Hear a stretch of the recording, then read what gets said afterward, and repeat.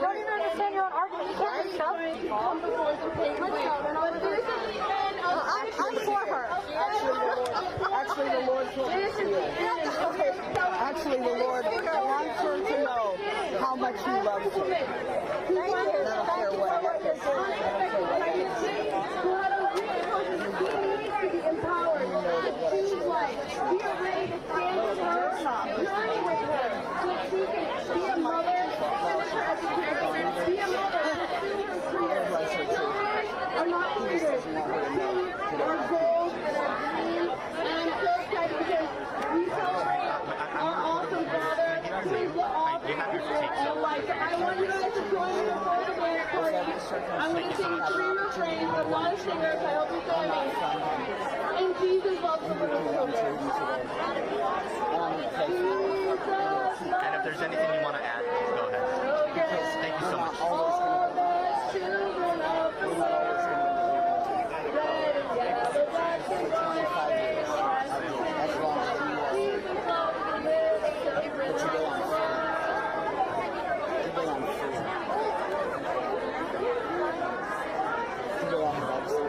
Thank you. I really appreciate it.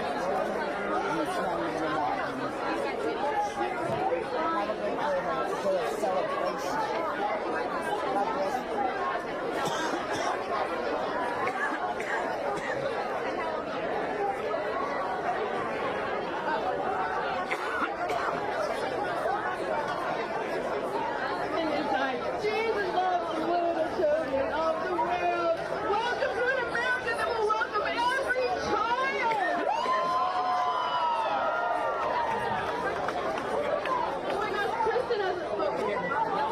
My name is Kristen Carter, Executive Director for Life Sciences Discount and the Communications Director for the Progressive Anti-Abortion Uprising. And what I'm about to say here today is that it takes every single person, it took every single one of us, people across the political and ideological spectrum, to make this a reality. If you think this is just the beginning, if you want to join us, it doesn't matter who you are or what you've done. In the past, you can join us and stand up for these children. It doesn't matter your race, your political beliefs, your religion. We're all here standing for life. And today's decision is a culmination of all of that hard work. I just want to thank everyone here today. And I wanted to mention the names of the children that we found. Christopher X, Harriet, Ann Howell, Phoenix, and Holly. Their bodies, we will bring justice to them. Just as we will bring justice to the over 63 million children who were killed because of this egregious decision. Today is just the beginning.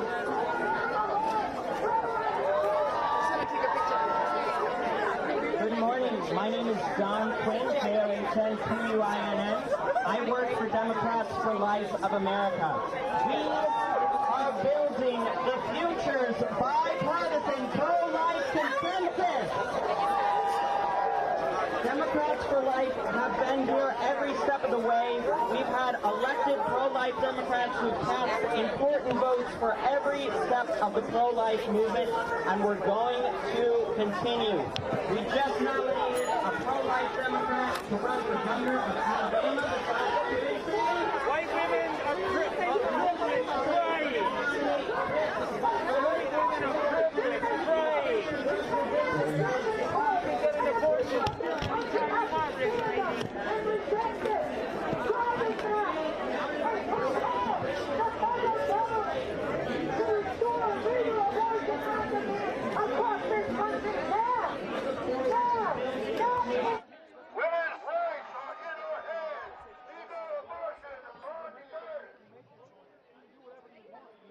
Every day, every time the Supreme Court makes a decision, it feels like it's less and less of that. So, what's happening? Yeah. What do you think happens now moving forward? In what ways do you feel, no, not at all. In what ways do you feel that, like, what happens now? It's on the states, but what's your view, like, in terms of the next step? I think that it's on the states. That just puts more pressure in the people's power. You know, we're at home. You know, I can understand that people didn't want to come out to D.C. They have lives, they have jobs and stuff. You know, not everybody's willing to put their lives on the risk like others. You know, this is not about me. This is not about like what I do for work. This is not about like a benefit for me. This is a benefit for my sister. This is a benefit for my partner. This is a benefit for the people around me that I know have this on their minds. So for people in the States, you know, the fight is now in your door. Then you have to stand out on the streets and be ready to argue, be ready to yell, be ready to make sure that your voice is heard. What's next? When you go back home to Chicago, what's your next move? What's your next step on this front? We have a chapter in Chicago, Rise Up for Abortion Rights in Chicago. Rise Up for Abortion Rights in Chicago. I'm going to be there. I'm going to be fighting the fight still. I don't know how long I'm going to be in D.C., especially now that the decision's turned over, but I know that I'm not going to stop giving. I'm not going to give up on this. I'm not going to like just let it roll. I'm not going to roll over, especially because there are young people who don't have the understanding to fight. They don't know what's on the line for them. This is not going to affect me. This is going to affect the generations after me. You know, there are people here who know what it's like before Roe, and to hear their stories is gut-wrenching. It makes it hard to sleep knowing that that could happen again. And so, you know, on the state side, you know, I want to see Chicagoans out there. I want to see New Yorkers out there. I want to see Philadelphians out there. I want to see Montanans out there. I want to see everyone out on the streets fighting for our rights, for everyone's right to be able to choose. There's another side to this argument, right? The side that's celebrating today. If they're willing to engage with you, what would you say to them? What's your response? My response simply is that all we want is our right to choose. If you want to have a child, go ahead and have a child. If you want to leave your child at the doorstep, go ahead and leave your child at the doorstep. But for us, we can't live with that. I come from the social structure. I come from what it's like to be left behind. I know what it's like to be a part of the system as a child. It's not good. So for them to say to leave it at the doorstep, it's just a lie. Because for them, it's just out of sight, out of mind. But for us, this is a lot more. This is not for just like mothers. This is for the children of the mothers who can't handle that responsibility. Who can't handle the finance aspect of it. This decision must not stand! And this lady does not. This decision must not stand! Abortion on coming. This decision cannot stand!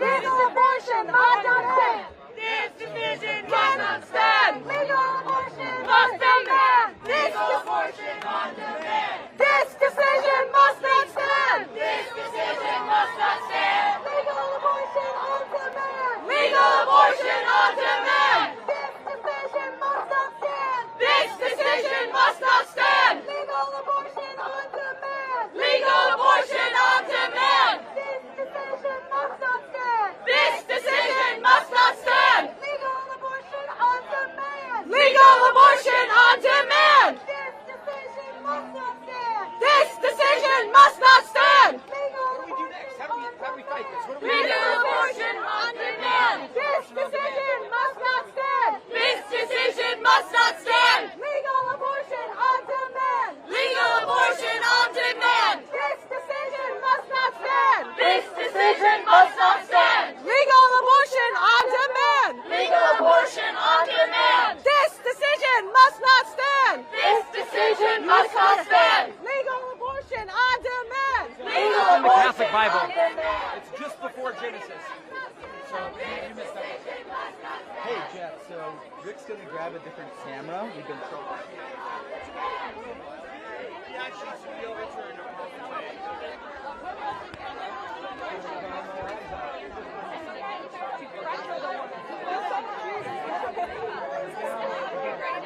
Start as Students for Life, and you can get connected with someone who can help you.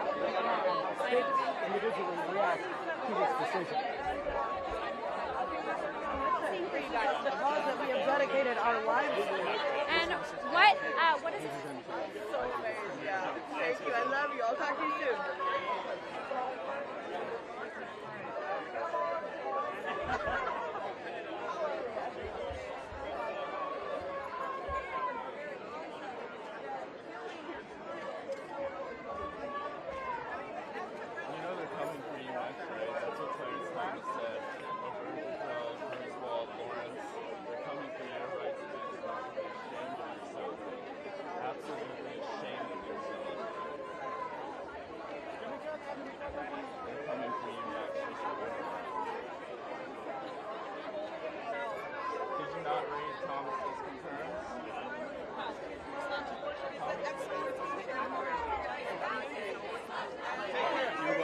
like that. Yeah. Good to see it.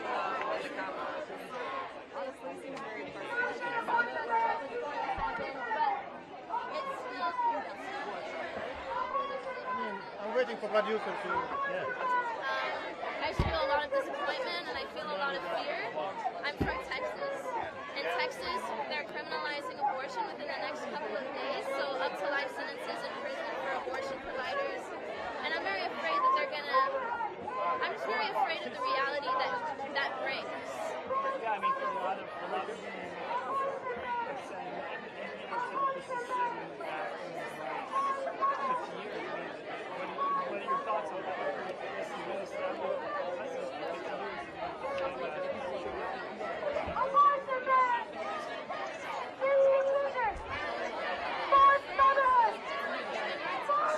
What I do with my body, and more importantly, what I do with my life, is like it's right here, and now it's not my right to control. It's the government's right to control. Without my input, without my consent, it is the government's right to control. There is one word for this decision.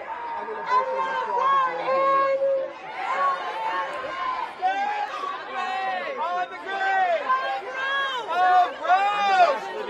Gross is where? Baby, don't cry. Baby, don't cry. You're not gonna die. You're not gonna die. Abortion will. Abortion will. Be crying. Are you videoing it? How'd you feel the second you found out about the overturn? How do you think I felt, man? This is amazing. This is probably the best day of American history in my lifetime. This is incredible, and thank God for all the people who've been fighting for 50 years. For before I was even born, we would not be here without them. And it is so easy to despair and get discouraged with this cause. It feels like the whole world's against you. But these people stuck with it, and thanks to them, we are where we are today. What would you say to the Scottish justices that had their lives threatened and still voted to overturn Roe v. Wade? I would say thank you for being courageous. I would say God bless you. You're amazing and brave and wonderful, and you did God's work today. What's your name? I'm sorry, I can't get my name on the record. My boss doesn't like it. You're good. Have a good one. You too. That was my first ever rally, and you know, she and her family have been under so much attack for all of this. All the justices. They meant Roe.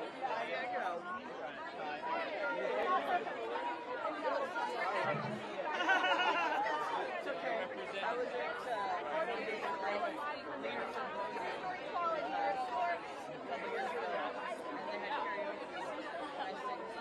Wow. I mean, we kind of figured that this was going to happen, but here we are. I mean, we live so years here, but now we're no one's Wow. I'm afraid that we kiss a person by the law.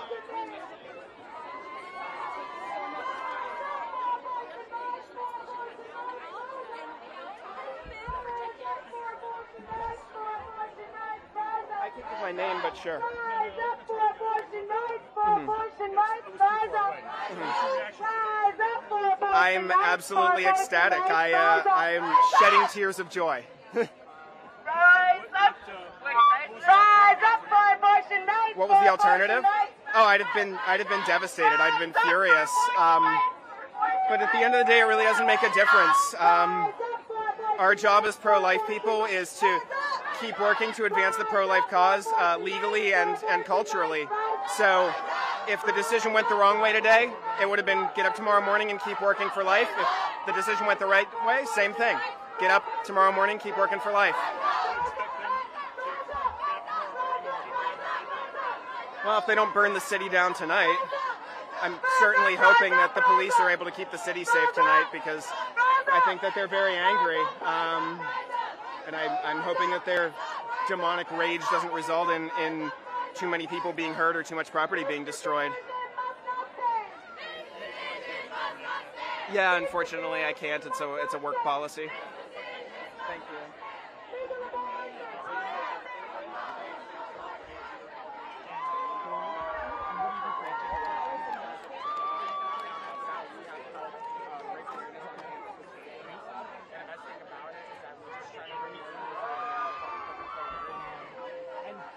kids? How many kids do you have? I have 2 kids. How old are they? They are 14 and 16. And you mentioned your kids. I have 2 kids also, 27 and 28. Sons, daughters? 2 sons, 2 feminists. And how about 2 you? sons. And why'd you come here today? Did you have a feeling that this might happen, or? Yeah, my birthday was Tuesday, and I was really hoping it wouldn't be then. And it came yesterday. So will you be coming on decision days? Okay. They added this day, so I'm trying not to cry because I don't want them to get an image of me crying. I knew it was coming. What we need to do as women, organize, don't agonize, organize. We are the majority. We just need to come out.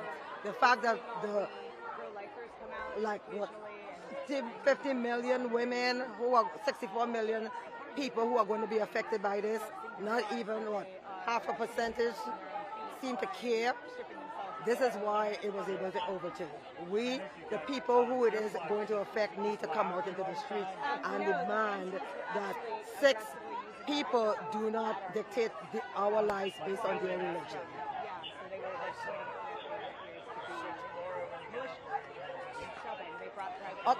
So I'm a realist. I knew it was coming. So even though it hurts, I knew it was coming. So I'm mentally prepared that we cannot organize over it. We have to get organized and just vote these people out, get it back codified to the federal government and move on. But we need not sit down and take it gently and go into the night. It was good for our side because a lot of women and people who are not engaged are now going to be engaged come November. And my hope is, I don't have confidence in it, but my hope is we rise up and vote these people out. Nadine Seiler. Okay. NADINESEILER as in Robert. Thank you. Expand the number of people, migrants, like midwives. We will abolish abortion. We are the pro-generation, and we will abolish abortion. We are the pro-generation, and we will abolish abortion.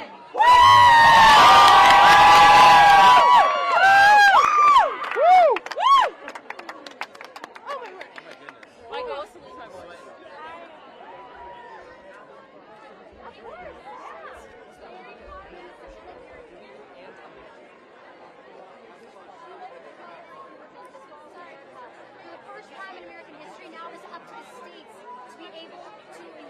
Abortion, and this is huge for us. The work is only just beginning.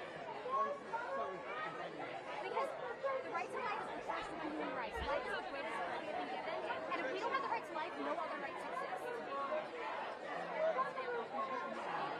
Now, we're going to work hard in the states to provide resources for women, no one just wants smaller bills to America, pass legislation, and give women the resources they need so they don't have to think about it.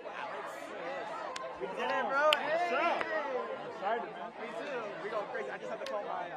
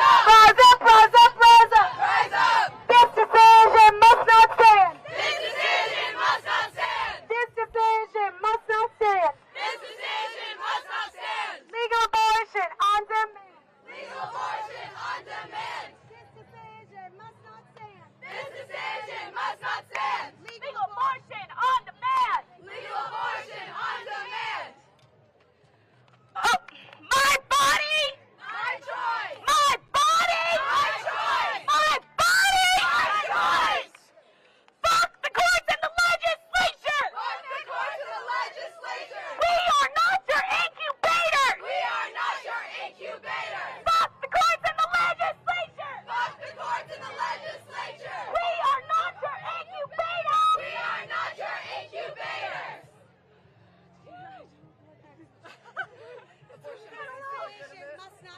This decision must not stand. This decision must not stand. Legal abortion on demand. Legal abortion on demand. This decision must not stand.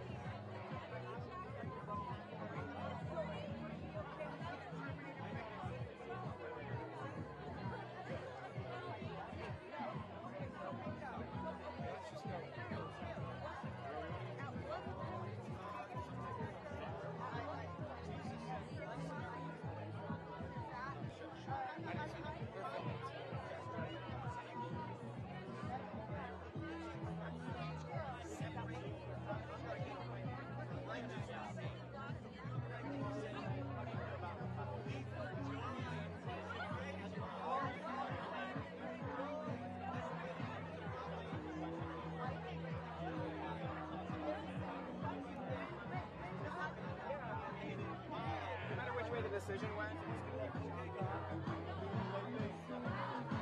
That's once again, you're not doing this for the left.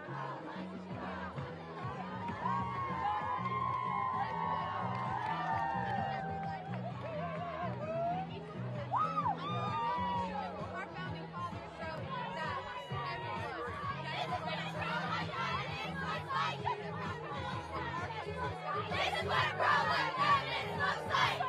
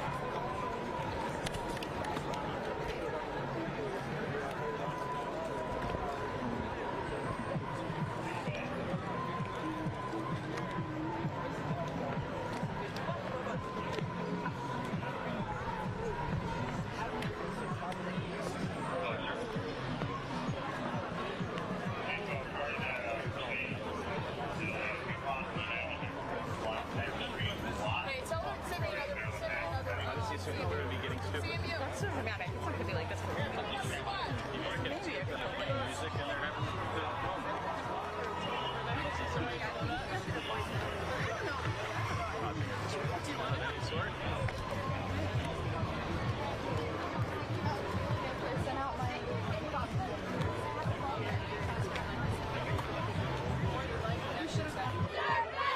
Abortion hurts women! Women deserve better! Abortion hurts women! Women deserve better! Abortion hurts women! And women deserve better! Abortion hurts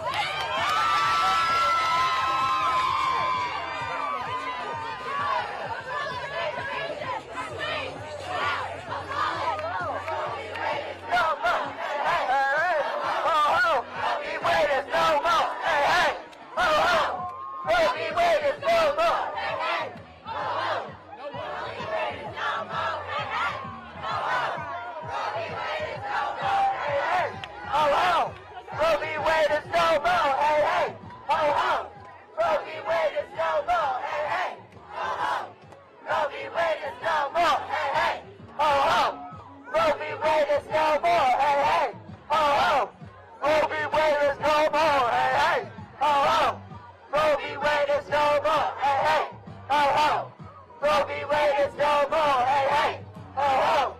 Roe v. Wade is no more. Hey, hey, ho, ho. Roe v. Wade is no more. Hey, hey, ho, ho. Woo! Protection at conception. Protection at conception. Protection at conception. Protection at conception.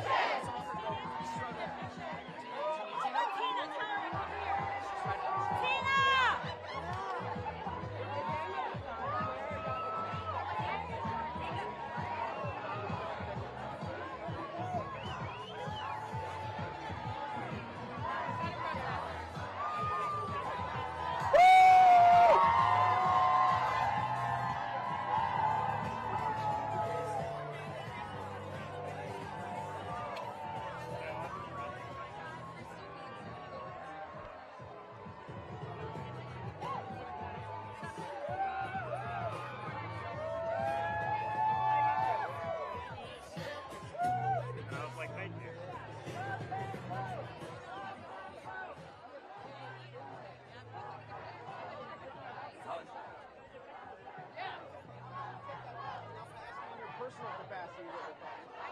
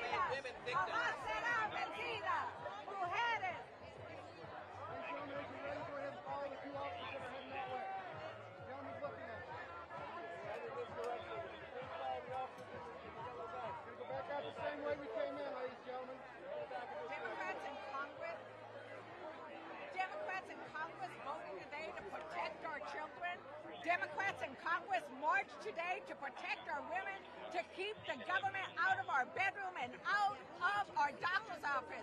We trust women. We will make the decisions that we choose with consent only of our loved ones and only in consultation with our medical providers. We will not go back. We will vote. Mujeres unidas jamás serán vencidas. In this Supreme Court, girls have more rights than women. Shame on them. Today, we voted to protect our children one step to keep them away from guns. Today, we marched on the Supreme Court because we need to keep the government out of our bedroom, out of our doctor's office. We trust women and we will vote porque las mujeres unidas jamás serán vencidas. We will come out. Latinas, women of color are going to be the most hurt by this. They following. This is an extreme Supreme Court. This is a political Supreme Court. Clarence Thomas has already said that contraception, same-sex marriage, LGBT rights, and trans rights should be on the table. This is not the America that is represented by the people who vote. That's why voting in November is so important. You see this turnout here? You ain't seen nothing yet. Women are going to control their bodies no matter how they try and stop us. The hell with the Supreme Court. We will defy them. Women will be in control of their bodies. And if they think black women are intimidated or afraid, they got another thought coming. Black women will be out in droves. We will be out by the thousands. We will be out by the millions. We're going to make sure we fight for the right to control our own bodies. Thank you. Hello, everybody. Hello, young girls. We're fighting for you.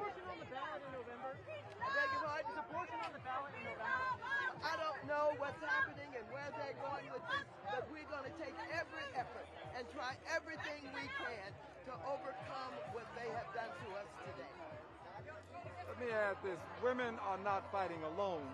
There are men who have wives and daughters. There are men who respect women, and there will be men in this fight with women.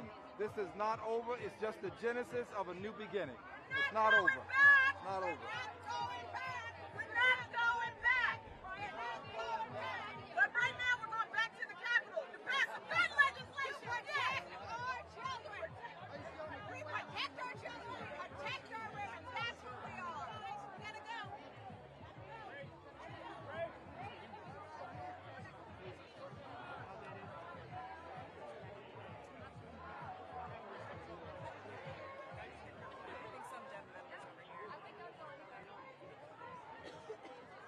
John, you want to push the ordinance to the left.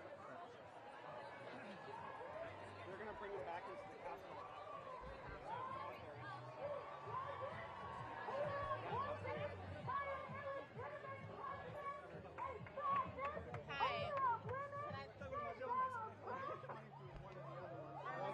This decision must not be accepted. This decision must be reversed. I want to say to everybody, it feels like you have been pushed in the corner.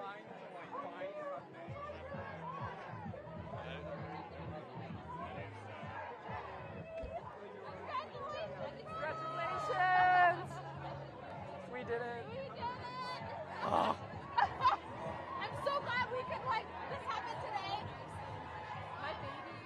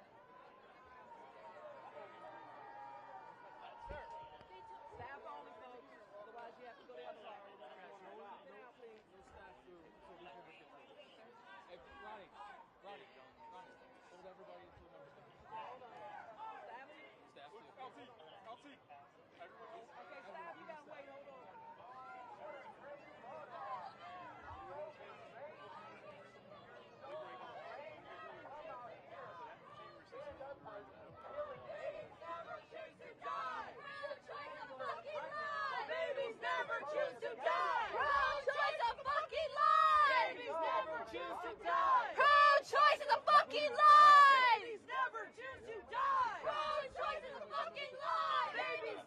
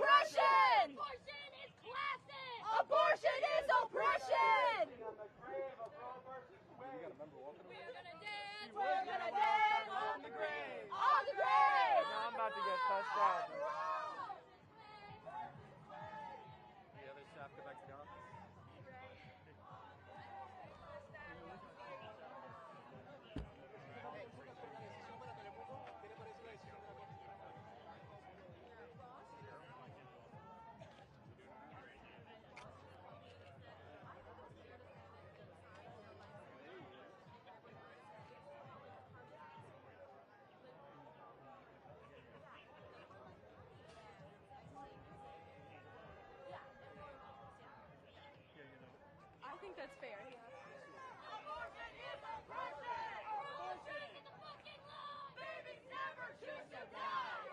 Babies never choose to die! Abortion is the fucking law! Babies never choose to die!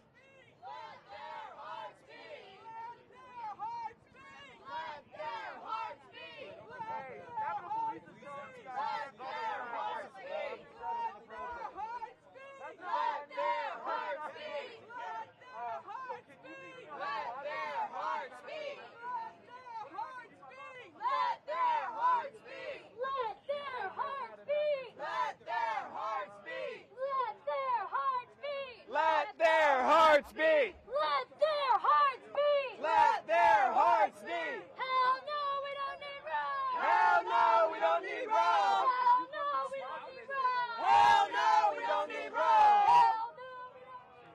Hell no, we don't need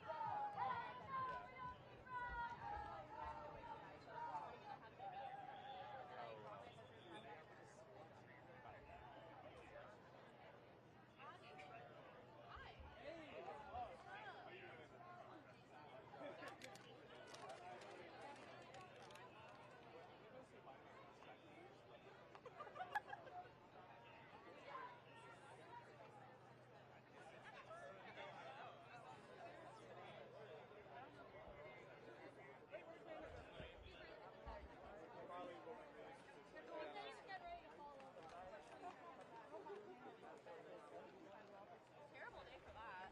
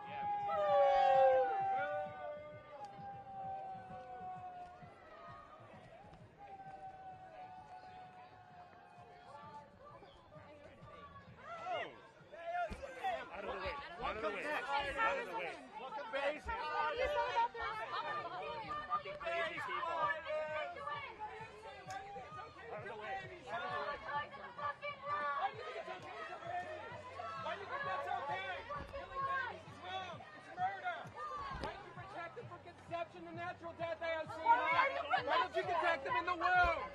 Why do you think women need to kill their babies? We're not going to stop AOC. We're not going to stop abortion is outlawed in every single state in this nation. We're not going to stop AOC. We're going to go see what LA is doing. Every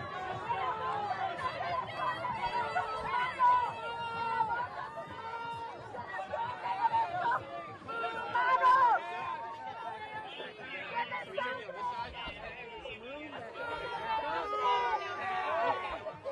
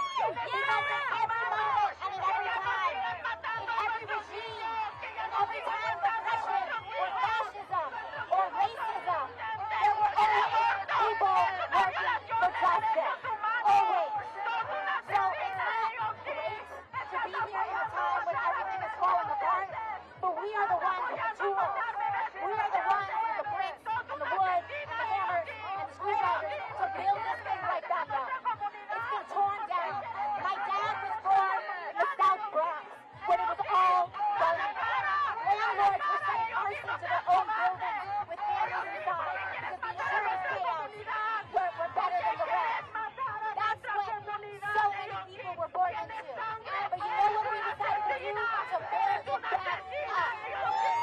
We're going to build it back up. This is not something that is going to be solved in a day or in an election or in a year.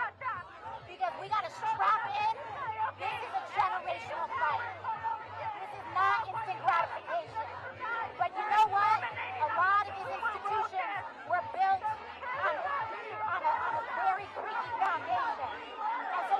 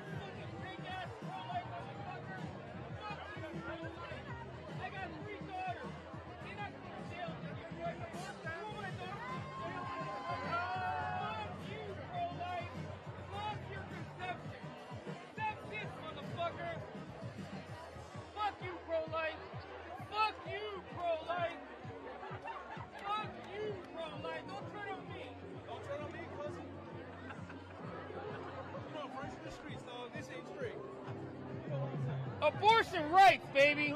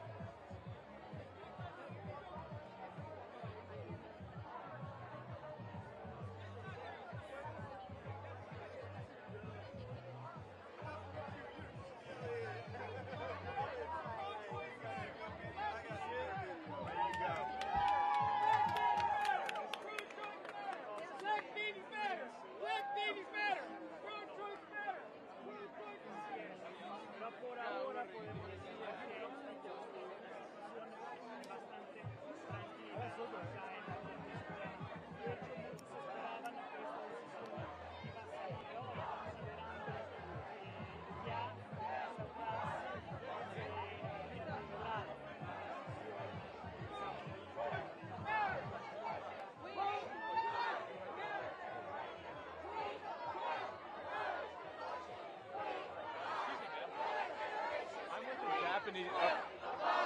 Abortion! Every day! Abortion! Abortion! Abortion! Abort those babies! Abort those babies! Abort those babies! Abort those babies! Babies never choose to die. No choice, that's a lie. Babies never. Babies matter. Babies matter. Babies matter. Pro-choice matters! Pro-choice matters! No choice, that's a lie. Babies never choose to die. No choice, that's a lie. Babies never choose to die. No choice, that's a lie. Babies never choose to die. No choice, that's a lie. Babies never choose to die. No choice, that's a lie. Babies never choose to die. No choice, that's a lie. Babies never choose to die. No choice, that's a lie. Babies never choose to die. No choice, that's a lie. Babies never choose to die. No choice, that's a lie. Babies never choose to die. Let's go, pro-life, let's go. Babies never choose to die. Babies never choose to die.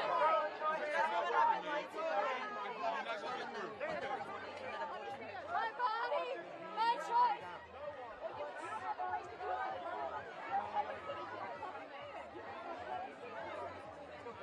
My body, my choice, my choice. Pro-life, let's go. You got your fucking car on. Roll out. Right here.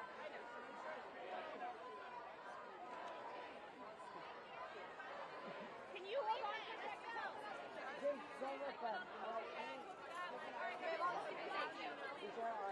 Excuse me. Pro-life. Channel 5 locally.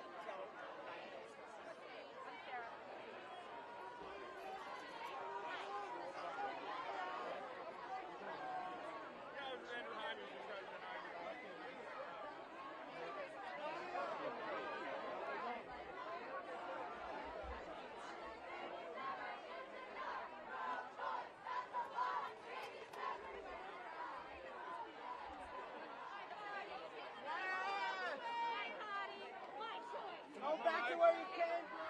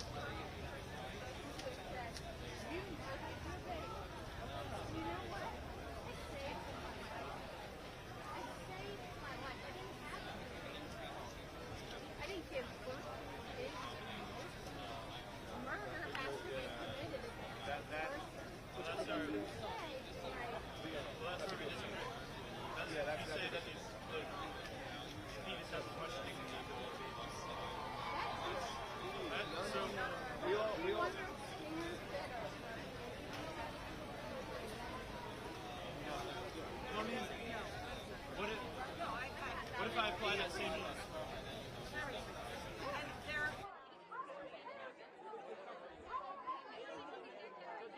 I mean, so what are the laws in Turkey? Okay, let me know. Let me know when you start. Yeah, let me put my... No, take your time. I'm here for my daughter, right here. For her right to choose, baby. I got my daughter on FaceTime.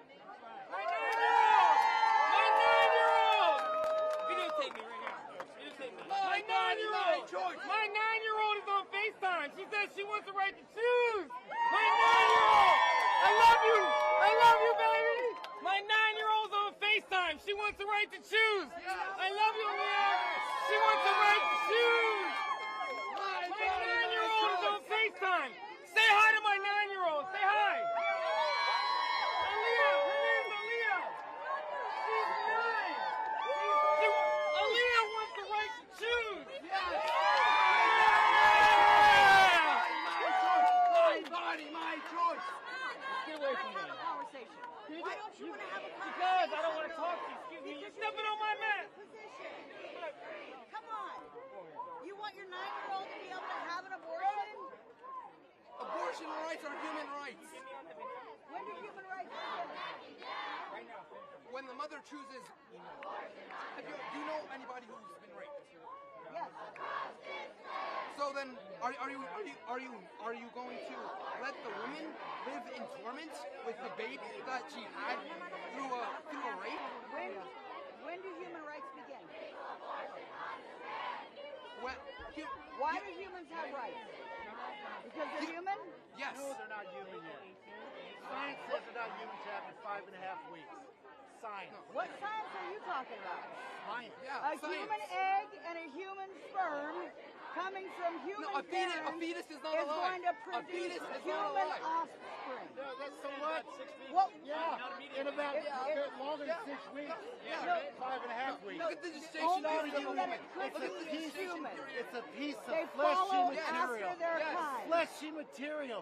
Can't you They understand follow that? after their So I kind. guess if I take out your appendix, A I'm zygote- choosing murder. a Because I could zygote- take your Do appendix you know what a and zygote clone is? a human being out Do you of know what it. a zygote is? I know more than you'll ever know. Okay, tell me. What's a zygote? It's a before. It's a before what? It's a before baby, before anything. What? It's when the egg turns into a zygote. It's not a human being. No, yeah, it's exactly. a zygote. Exactly. It's a zygote. If It's a I take out human your, if you take out zygote. your appendix, Is it some other kind of zygote? doesn't matter. What do you mean it doesn't It's not matter? a human. It could be anything. It's not a dog zygote. So you don't who the know. fuck They cares? look It's not the a horse exact same. zygote. They look the exact same. But we're not talking about horses. We're not talking not about talking about- dogs. we're talking not about- talking about dolphins. A zygote We're is a talking- zygote. We're talking A about zygote a is a human zygote. zygote. If I take We're your talking zygote about out of your body, the very will it live? earliest stage- Will it live? Is it the very Can you not earliest answer a question, or do you stage just of a want to human yell? development? No. It's If not I the take very a zygote- earliest stage of human Sir, development. are you a scientist? Are you a scientist? Yeah, are you a scientist? No, but you know what? I I'm can saying read. I The very trust earliest science. stage She knows what a of zygote is. human I know what a development. zygote is, too. I The do. very Junior high. earliest I went stage to of school human when they taught development you. is a zygote. It's The not. zygote- It's a zygote. So your appendix is a human appendix. It's a part of the No, body. It's a part of the body. No, not right. a whole No, body. right. If It's I a whole take body. your appendix out, I can clone your appendix into a full human, into a baby. I can clone No, your actually, appendix. you No, can't. actually, that's the truth. No, actually, I could take a you swab can't. out of your mouth. And You couldn't do that, actually. me personally. You couldn't do Oh, that. let's get into I mean, You are look, so but you're talking about unintelligent. semantics. No, I'm not talking about You're semantics. trying to make. I'm giving your example that you love I'm so much. telling you and that a blowing human it out of the egg water. and I'm a human blowing it out of the sperm, water when and they- making you realize when the sperm- how unintelligent you When are. the sperm I'm implants into the egg, I No, know. when the then sperm it's just. fertilizes the egg. And wait a minute, what if it's happens? fertilized What and happens? you wash it out What in your happens? menstrual cycle? That's an early No, is that miscarriage. murder? It's not miscarriage murder. is No, murder. that's not what she said. I cannot argue it's- with no, no. ignorance It's- because You don't accept facts You can't and argue intelligence. because you can't have a mature conversation because you're way too emotional. I have about to this. have a mature person to have a mature conversation. Okay. You have the IQ of a fourth grader. Okay, so I just gotta say that if your best defense against abortion is to personally insult a pro-lifer, you might want to rethink my your best position. defense against abortion is You you might having want to kids. rethink Is your you having position. kids. Wait. See, I can be Is just this as one mean. yours? No, yeah.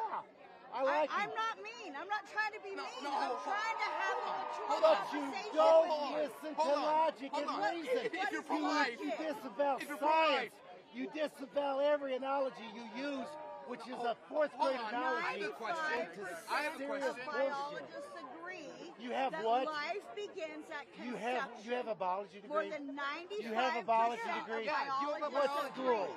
What school do you have a biology degree? It doesn't She matter. doesn't. She lies like all It the doesn't matter. Republicans. Listen. Yes. Like No, all she yeah, you doesn't. lie. Tell me I know you're lying. Okay, You know you're lying. Let's go somewhere You know else. I know you're lying. Okay, There's let's go. nothing. Listen, how old are you? Let's skip somewhere. How old are you? Let's skip somewhere. How old are you?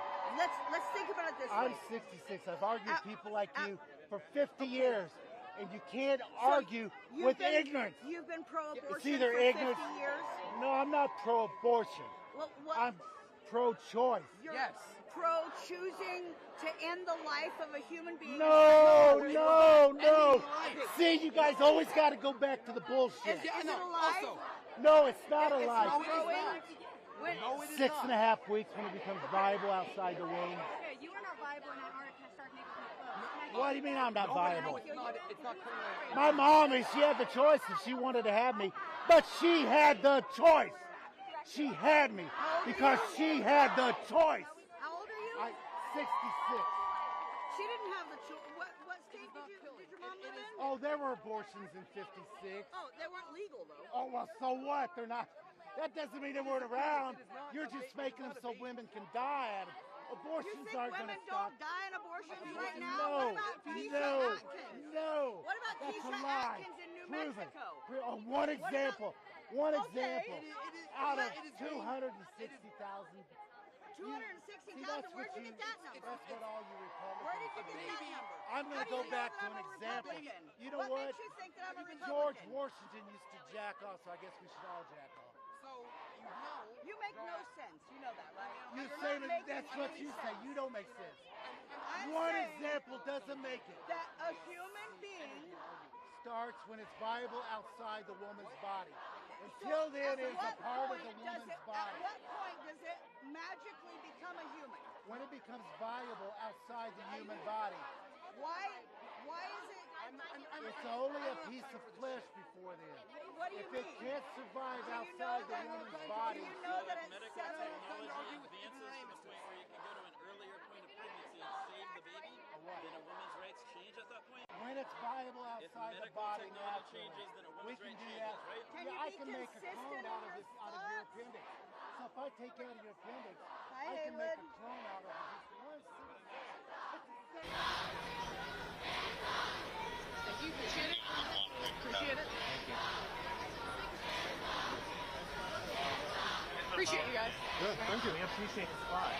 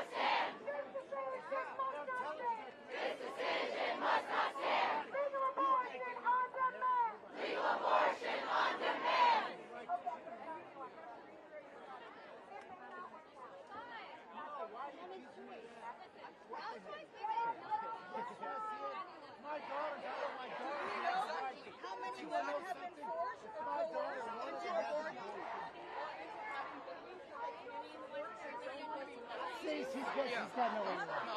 She can't understand facts. She cannot understand science.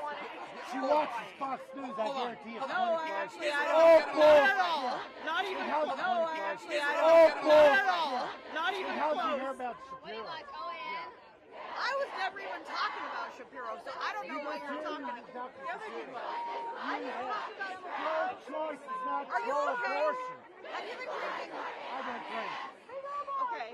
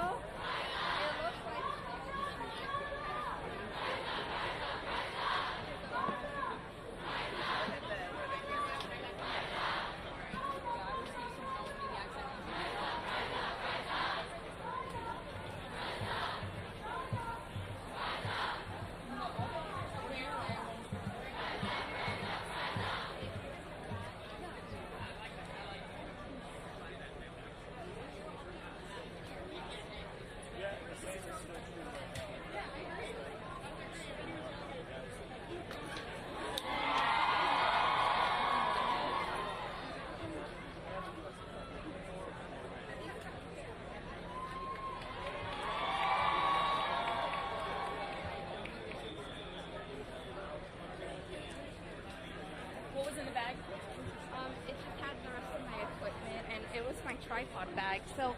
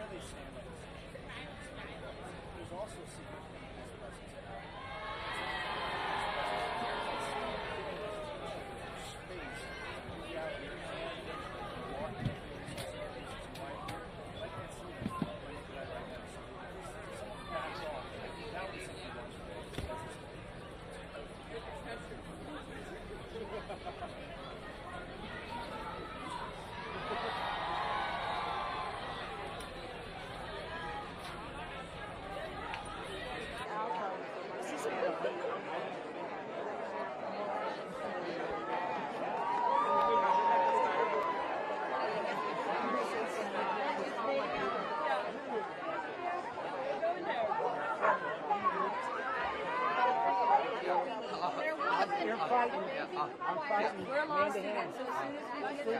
The reason all these pro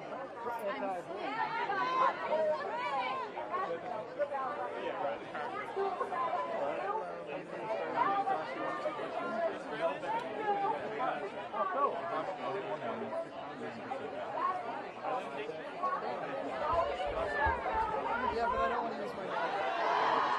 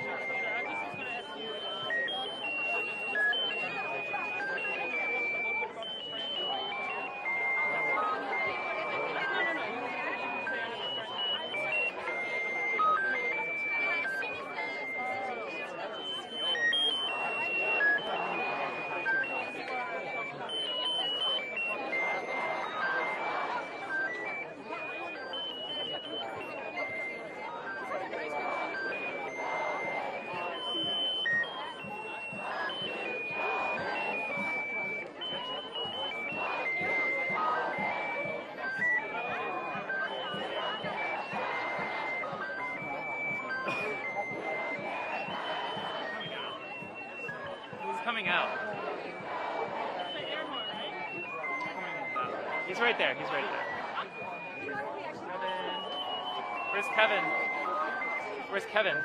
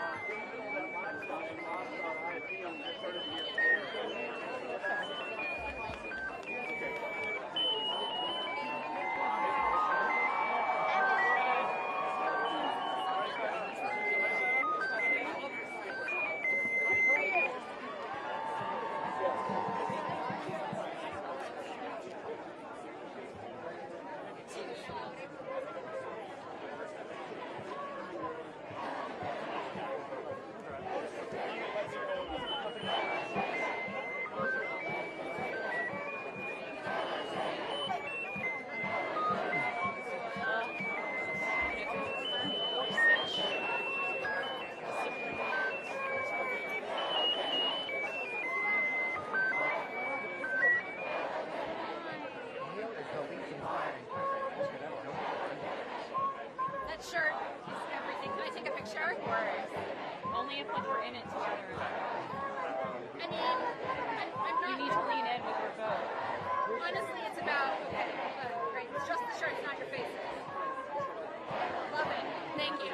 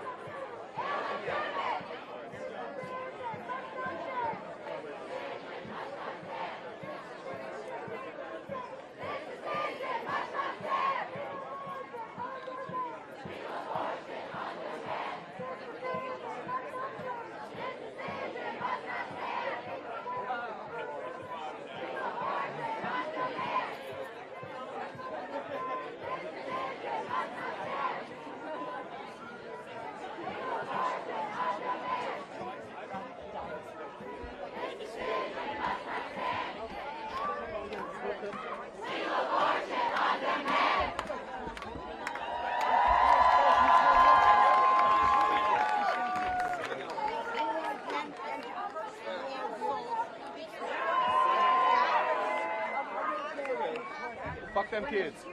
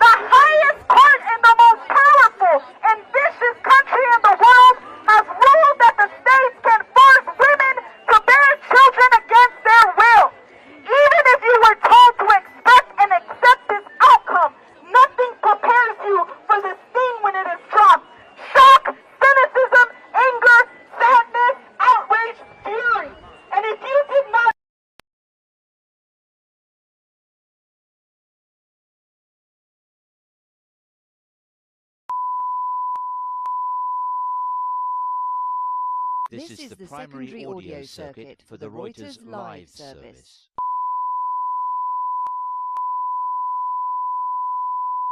This is the primary audio circuit for the Reuters live service.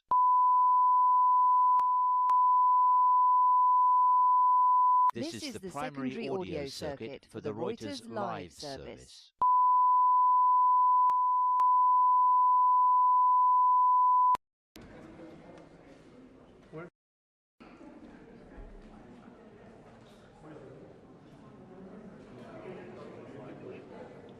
I heard it was clear, yeah, but I mean, this is like for the full head-on camera that you're plugged in. I want you to just watch out for cables. It's gonna be like a remote. Where's the remote? Where's the remote? Just Walker, where's your remote? Down there.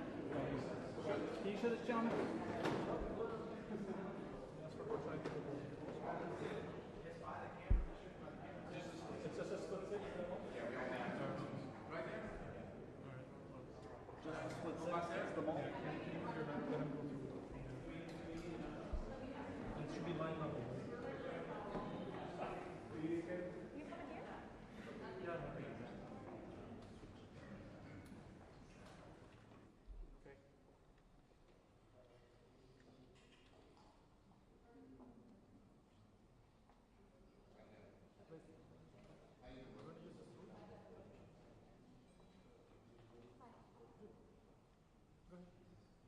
Andy, are you going to be down when he starts? Okay, just checking.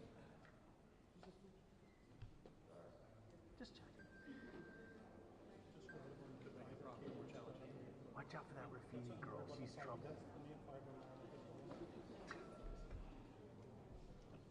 Happy Father's Day.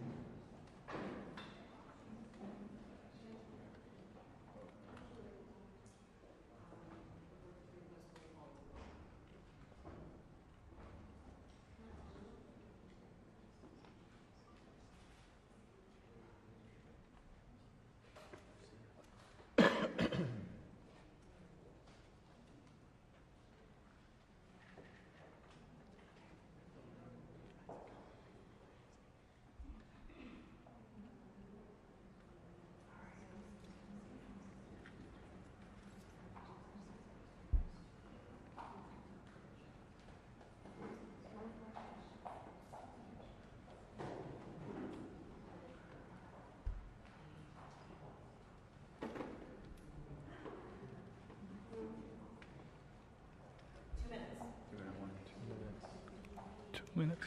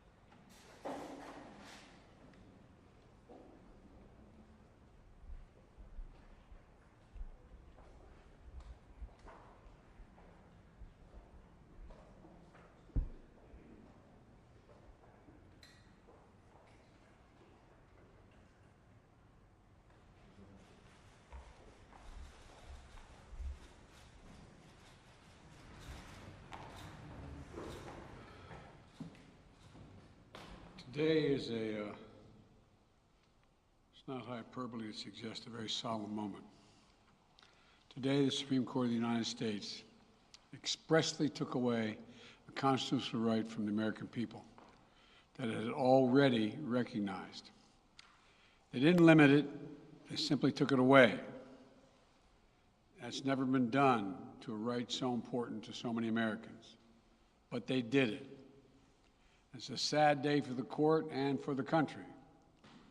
50 years ago, Roe v. Wade was decided and has been the law of the land since then. This landmark case protected a woman's right to choose, her right to make intensely personal decisions with her doctor, free from the interference of politics. It reaffirmed basic principles of equality, that women have the power to control their own destiny, and it reinforced a fundamental right of privacy, the right of each of us to choose how to live our lives. Now, with Roe gone, let's be very clear. The health and life of women in this nation are now at risk. As chairman and ranking member of the Senate Judiciary Committee, as vice president and now as president of the United States, I've studied this case carefully. I've overseen more Supreme Court confirmations than anyone today, where this case was always discussed. I believe Roe v. Wade was the correct decision as a matter of constitutional law and application of the fundamental right to privacy and liberty in matters of family and personal autonomy. It was a decision on a complex matter that drew a careful balance between a woman's right to choose earlier in her pregnancy and the state's ability to regulate later in her pregnancy. A decision with broad national consensus that most Americans of faith and backgrounds found acceptable, that have been the law of the land for most of the lifetime of Americans today. And it was a constitutional principle upheld by justices appointed by Democrat and Republican presidents alike. Roe v. Wade was a 7-2 decision, written by a justice appointed by a Republican president, Richard Nixon. In the 5 decades that followed Roe v. Wade, justices appointed by Republican presidents from Eisenhower, Nixon, and Reagan, George W. Bush, were among the justices who voted to uphold the principles set forth in Roe v. Wade. It was 3 justices named by one president, Donald Trump, who were the core of today's decision to upend the scales of justice and eliminate a fundamental right for women in this country. Make no mistake, this decision is a culmination of a deliberate effort over decades to upset the balance of our law. It's a realization of an extreme ideology and a tragic error by the Supreme Court, in my view. The court has done what it has never done before, expressly take away a constitutional right that is so fundamental to so many Americans that had already been recognized. The court's decision to do so will have real and immediate consequences. State laws banning abortion are automatically taking effect today, jeopardizing the health of millions of women, some without exceptions. So extreme that women could be punished for protecting their health. So extreme that women and girls were forced to bear their rapist's child. With the child, a consequence. It just stuns me. So extreme that doctors will be criminalized for fulfilling their duty to care. Imagine having a young woman have to carry a child of incest as a consequence of incest. No option. Too often the case, the poor women are going to be hit the hardest. It's cruel. In fact, the court laid out state laws criminalizing abortion that go back to the 1800s as rationale. The court literally taking America back 150 years. This is a sad day for the country, in my view. But it doesn't mean the fight's over. Let me be very clear and unambiguous. The only way we can secure a woman's right to choose, and the balance that existed, is for Congress to restore the protections of Roe v. Wade as federal law. No executive action from the president can do that. And if Congress, as it appears, lacks the votes to do that now, voters need to make their voices heard. This fall, we must elect more senators and representatives who will codify women's right to choose into federal law once again. Elect more state leaders to protect this right at the local level. We need to restore the protections of Roe as law of the land. We need to elect officials who will do that. This fall, Roe is on the ballot. Personal freedoms are on the ballot. The right to privacy, liberty, equality, they're all on the ballot. Until then, I will do all of my power to protect a woman's right in states where they will face the consequences of today's decision. While the court's decision cast a dark shadow over a large swath of the land, many states in this country still recognize a woman's right to choose. So, if a woman lives in a state that restricts abortion, the Supreme Court's decision does not prevent her from traveling from her home state to the state that allows it. It does not prevent a doctor in that state from treating her. As the Attorney General has made clear, women must remain free to travel safely to another state to seek care they need. My administration will defend that bedrock right. If any state or local official, high or low, tries to interfere with a woman's exercising her basic right to travel, I will do everything in my power to fight that deeply un-American attack. My administration will also protect a woman's access to medications that are approved by the Food and Drug Administration, the FDA, like contraception, which is essential for preventative health care,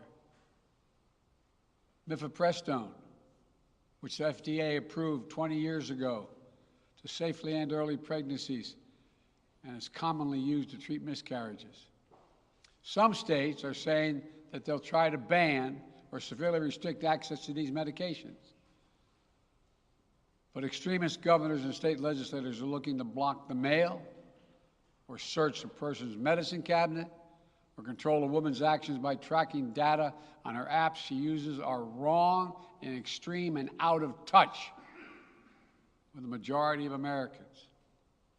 The American Medical Association, the American College of Obstetricians and Gynecologists, wrote to me and Vice President Harris stressing that these laws are not based on evidence and asking us to act to protect access to care. They say by limiting access to these medicines, maternal mortality will climb in America. That's what they say. Today, I'm directing the Department of Health and Human Services to take steps to ensure these critical medications are available to the fullest extent possible.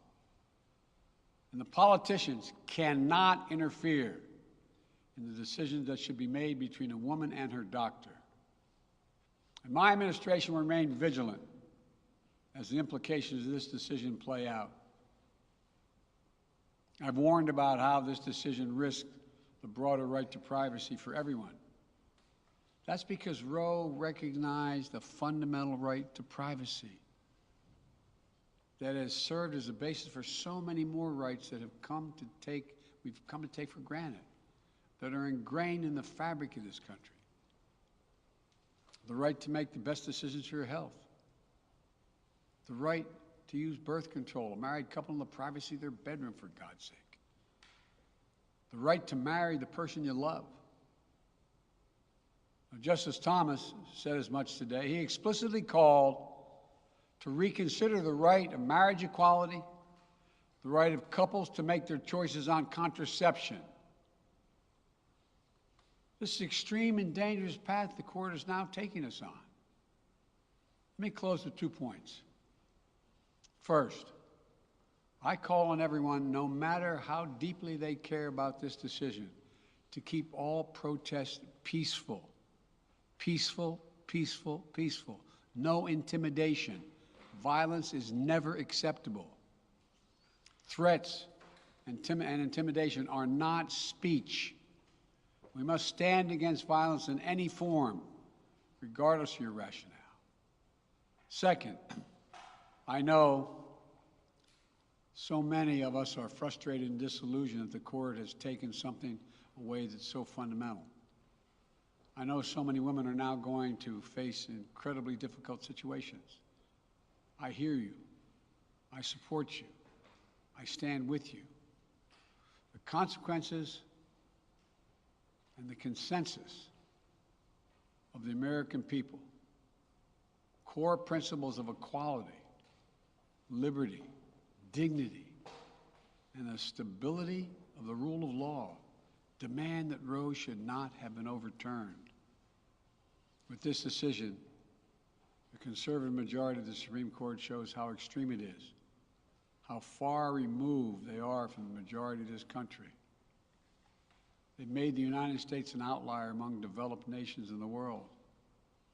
But this decision must not be the final word. My administration will use all of its appropriate lawful powers, but Congress must act. And with your vote, you can act. You can have the final word. This is not over. Thank you very much. More to say this in weeks to come. Thank you.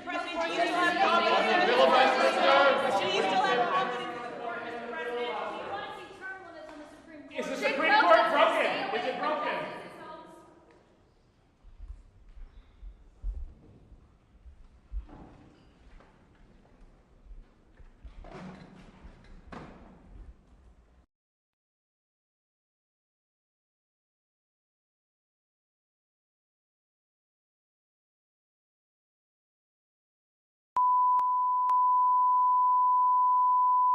This is the primary audio circuit for the Reuters live service.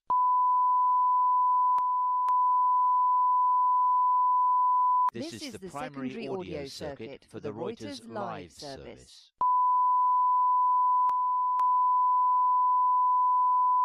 This is the primary audio circuit for the Reuters live service.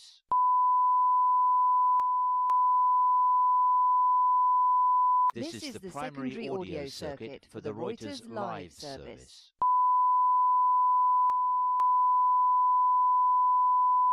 This is the primary audio circuit for the Reuters live service.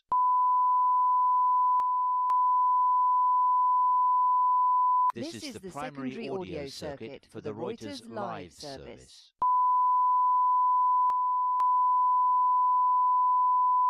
This is the primary audio circuit for the Reuters live service.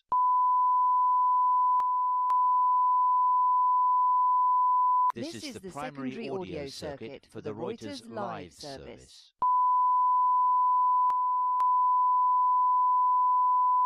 This is the primary audio circuit for the Reuters live service.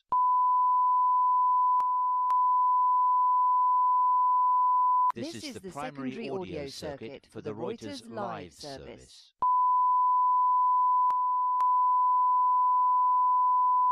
This is the primary audio circuit for the Reuters live service.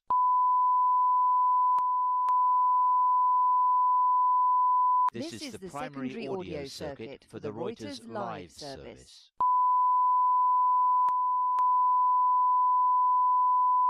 This is the primary audio circuit for the Reuters live service.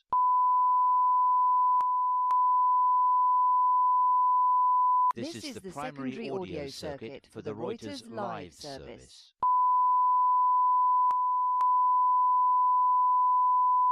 This is the primary audio circuit for the Reuters live service.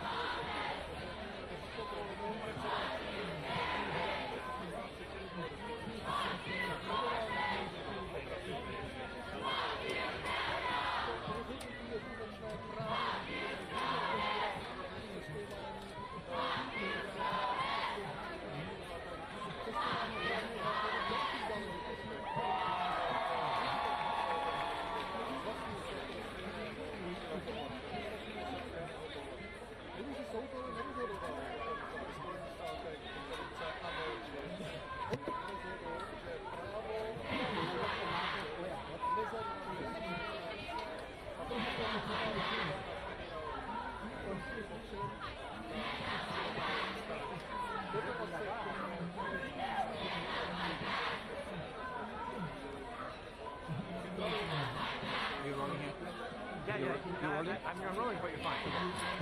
I mean, if this happens, you're not staying.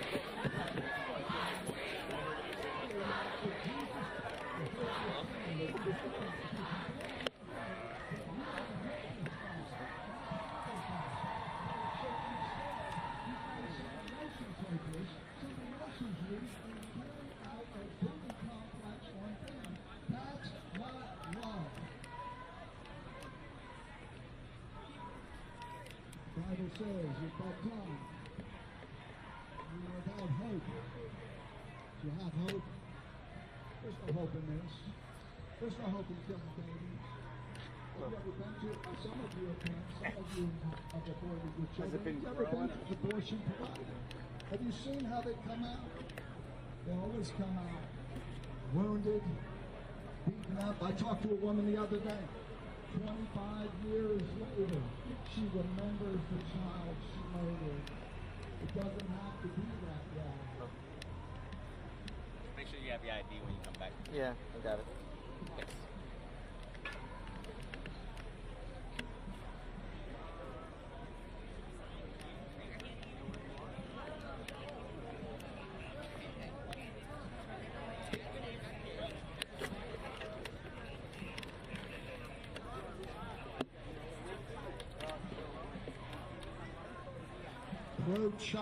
Pro-choice doctors and pro-scientists agree that it's a human, it's a living person. That's what they agree. The pro-choice doctors agree with us on this. One agree that this is all the doing time. I'm going to go recharge.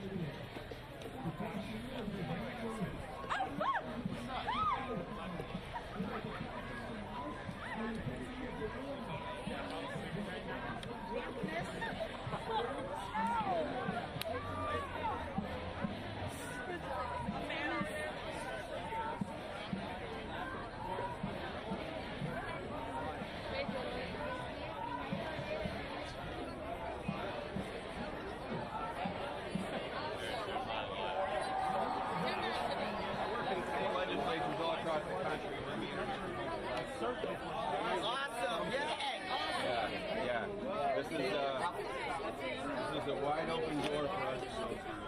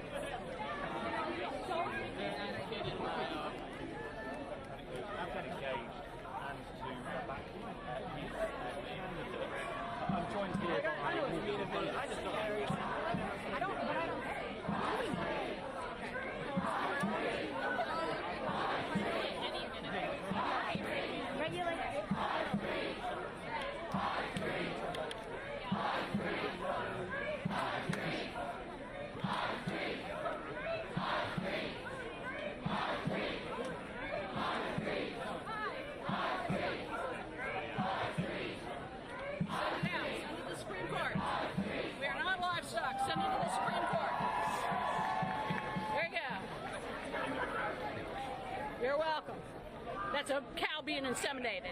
Okay, that's what they want to do to us. They want to make us livestock, and they already have. You got one? Great, thank you. I'm going to go this way. Thank you very much. Anybody else?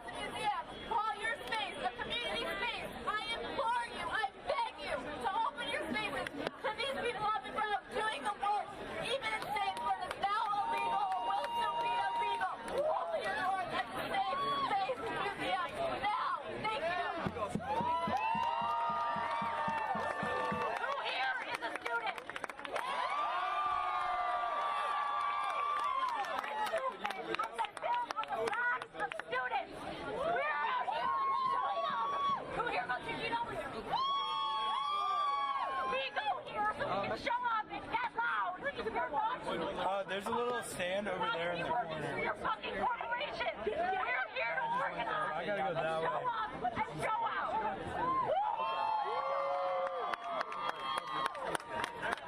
Thank you guys so much for being here. I know it's been on the summer.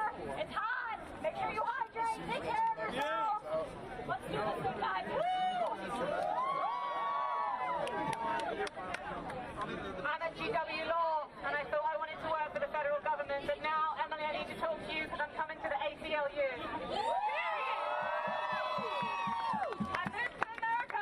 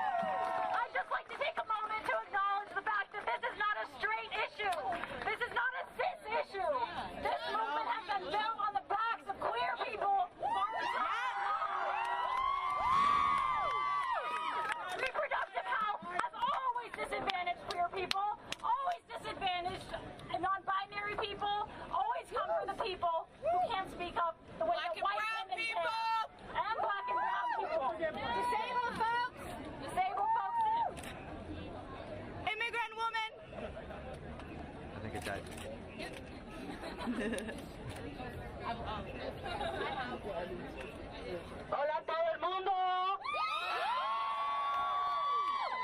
Hola a todos, mi nombre es Arlene y soy una inmigrante mexicana. Esta decisión no solamente va a afectar a los estadounidenses que viven aquí, también va a afectar a inmigrantes. Como residente de DACA, sé que es no tener ningún tipo de derechos. Sabemos que a través de centros de detención en Estados Unidos, las mujeres han sido robadas de sus derechos, han sido torturadas, les han quitado su matriz sin aviso. Y eso pasa en Estados Unidos. Los derechos reproductivos no solamente son para los estadounidenses ciudadanos, son para todos los inmigrantes. Hello everyone, my name is Arlene Reyes and I'm a Mexican immigrant. As a DACA recipient, I'm very much familiar with what it means to not have rights in this country. As an immigrant woman, I know that throughout detention centers here in the United States, women's reproductive rights have been violated since day one. Speak on it! Yeah! Speak on it! For years, women in detention centers have been given hysterectomies without any solicitation, without any choice. This isn't the first time that immigrant rights will be under attack, but we will continue to be here. Reproductive rights are an immigrant right. My body, My choice! my body, My choice! mi cuerpo, Mi decisión! I'll say, mi cuerpo, and Mi you will say, mi decisión, mi cuerpo, Mi decisión! mi cuerpo, Mi decisión! mi cuerpo, Mi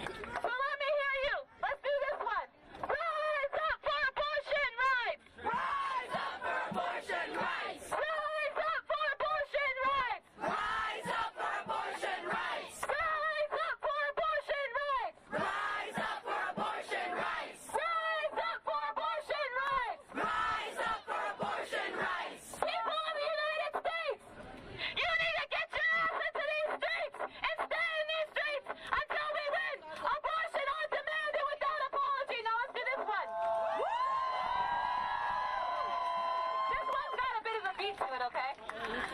Abortion on demand. Abortion on demand. And without apology. And without apology.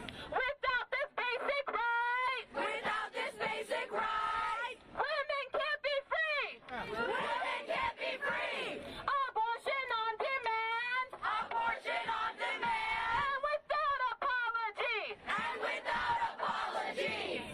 Without this basic right. Without this basic right. Women can't be free. Women can't be free. Rise up for abortion rights. Rise up for abortion rights. Rise up for abortion rights. Rise up for abortion rights. For abortion rights, rise up. For abortion rights, rise up. For abortion rights, rise up. For abortion rights, rise up. Come on and join the fight. Come on and join the fight. Abortion is a human right. Abortion is a human right. Come on and join the fight. Come on and join the fight. Abortion is a human right. Abortion is a human right. Now I see you with your bandana. If you have a bandana, I want you to take it off and raise it in the air. Take it off and raise it in the air like this. Like the women.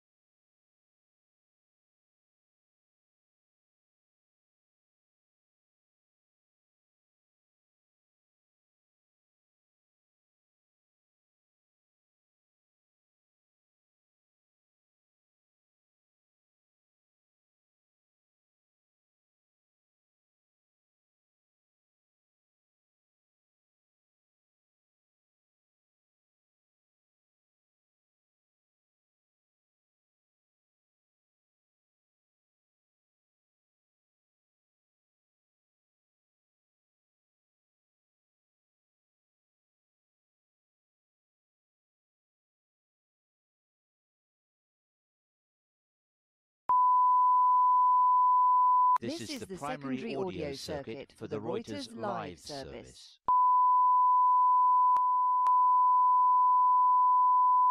This is the primary audio circuit for the Reuters live service.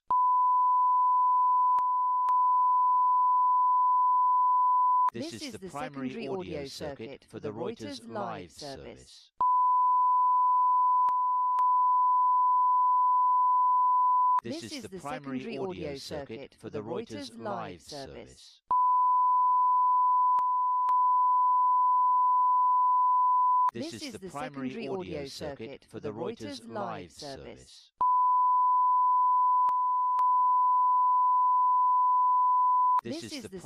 audio circuit for the Reuters live service.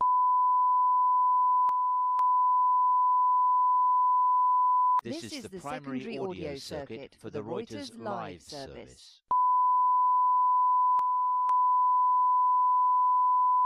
This is the primary audio circuit for the Reuters live service.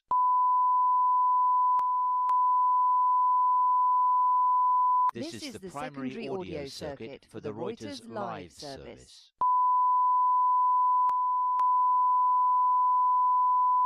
This is the primary audio circuit for the Reuters live service.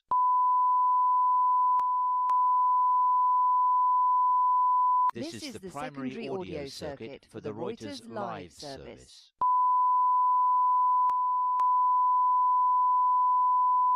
This is the primary audio circuit for the Reuters live service.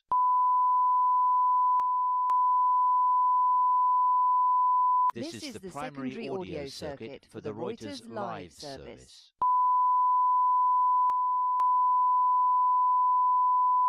This is the primary audio circuit for the Reuters live service. This is the primary audio circuit for the Reuters live service. This is the primary audio circuit for the Reuters live service.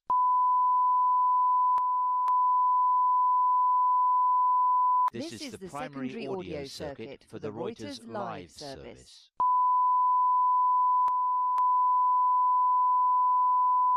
This is the primary audio circuit for the Reuters live service. This is the primary audio circuit for the Reuters live service.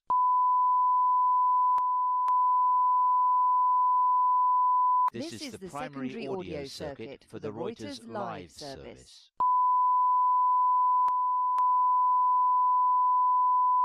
This is the primary audio circuit for the Reuters live service.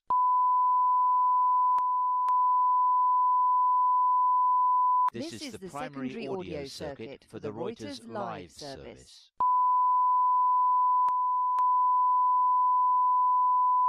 This is the primary audio circuit for the Reuters live service.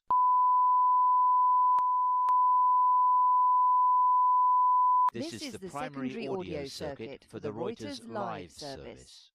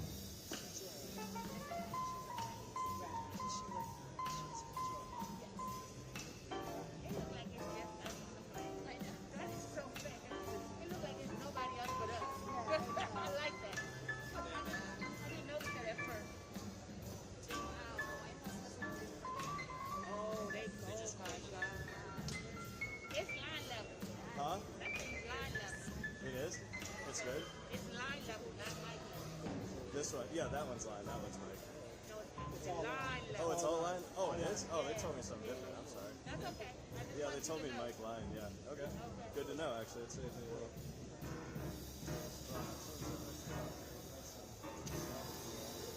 You're not planning to stand, are you? Not standard. Like, can you see my camera at all? I'm with Reuters. We're live streaming. Oh, you're gonna live it? Yeah. I mean, someone took me here, like, literally right on my mic. You want to go on that side, or? Yeah, I mean, just trying to talk to where are you? You want to switch? If you're like right there, outside of the tunnel. I'm just gonna. Be careful with the cable. You just think. Well, nobody's gonna. Something happens. No, this is perfect. Oh, it does? Oh, really? Well, they should be careful where you push the cable guys too.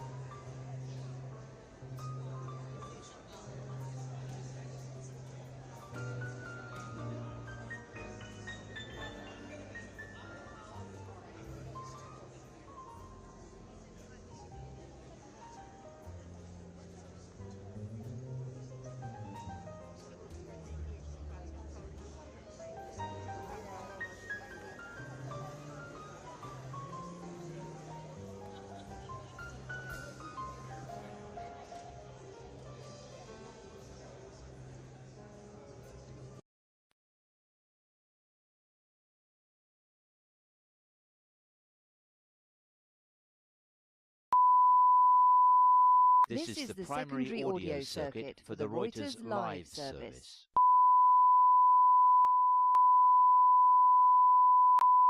This is the primary audio circuit for the Reuters live service.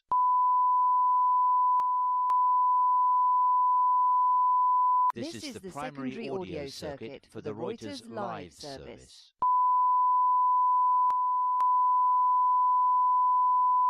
This is the primary audio circuit for the Reuters live service.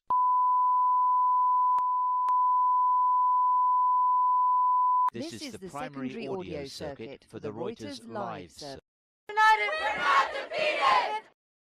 United, we can't be defeated! And the people are united! We're not defeated! And the people are united! We're not defeated! Hands off, motherfuckers!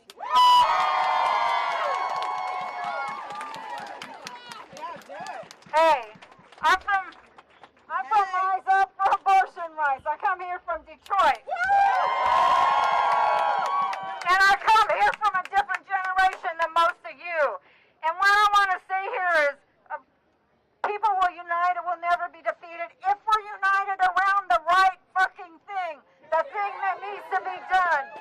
And the thing that needs to be done, it is important that people do things so women who are currently pregnant and facing these choices have options.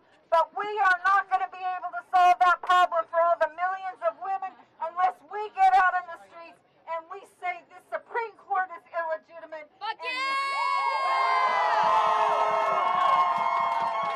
And this Democratic Congress is illegitimate if they cannot make a law that says abortion legal for everybody. How hard is it? How hard is it?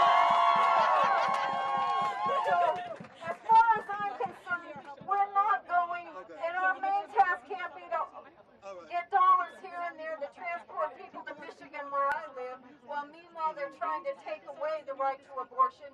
But our thing has got to be to get on the streets and stay out in the streets and make that point over and over and over again. The Supreme Court is illegitimate. The system that gives rise to the oppression of women is illegitimate. The system that brings all that shit down even harder on black women and other women of color is illegitimate. And I'm going to tell you, I remember what it was like to not have the right to abortion. I had cousins. You know, all of a sudden, they disappear. You know, they're in some other state going to school for a year. Why? Because it's shameful. Because you don't talk about sex.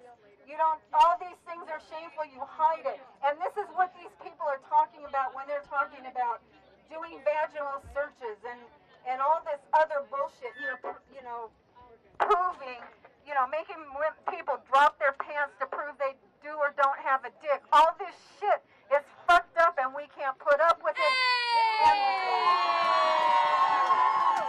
And it's starting right here by saying women, as of today, it is federal policy, it is federal law that women are not full human beings in this country. And if we are not going to wait for somebody to vote on that, that is bullshit. A system that says that that's up for vote is bullshit, and it doesn't have to be that way. It doesn't have to be that way. So we got to get out in the streets. We got to stay out in the streets from now, tonight, tomorrow, here in D.C. because it's the capital, and around the country where we live. And we have to create the kind of upheaval like what we did when George Floyd was murdered that says, you are not going to do this, you are not going to stay with this, because we will shut down this system, and we will not stop until we do.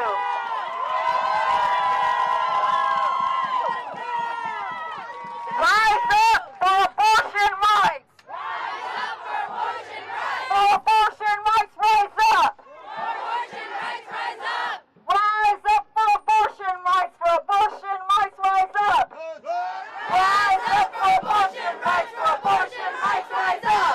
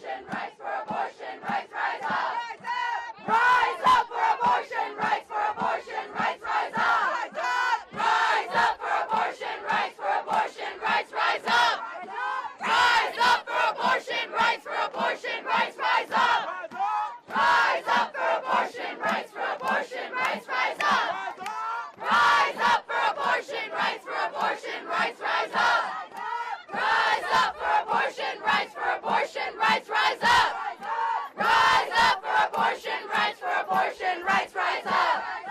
Rise up for abortion, rights for abortion, rights rise up. Rise up for abortion, rights for abortion, rights rise up. Rise up for abortion, rights for abortion, rights rise up. Rise up for abortion, rights for abortion, rights rise up. Rise up for abortion, rights for abortion, rights rise up. Rise up for abortion, rights for abortion, rights rise up. Rise up for abortion, rights for abortion, rights rise up. Rise up for abortion, rights for abortion, rights rise up. Rise up for abortion, rights for abortion, rights rise up. Rise up for abortion, rights for abortion, rights rise up. Rise up for abortion, rights for abortion, rights rise up. Rise up for abortion, rights for abortion, rights rise up. Rise up, everyone!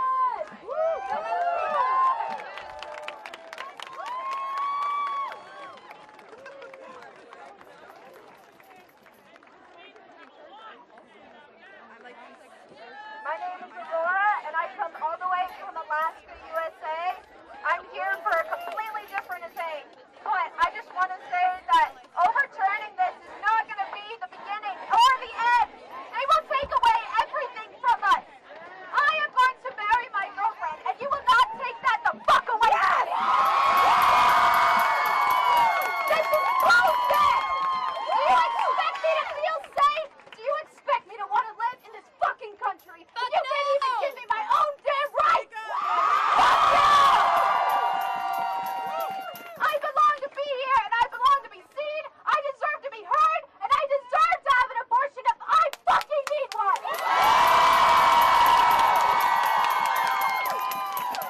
You will not take this away from us! We will stand! I don't care who you are, where you're from, what language you speak. I don't give a fuck! You deserve to have your rights! You deserve to love who you love! And you deserve to not have to carry a fucking license!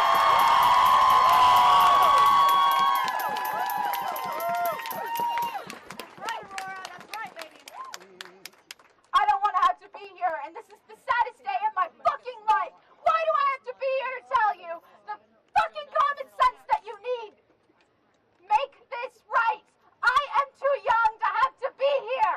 Do not make me fight for the rest of my life.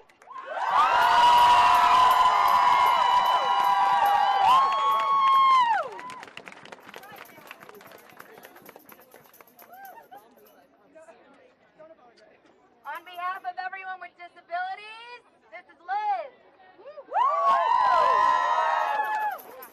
Great.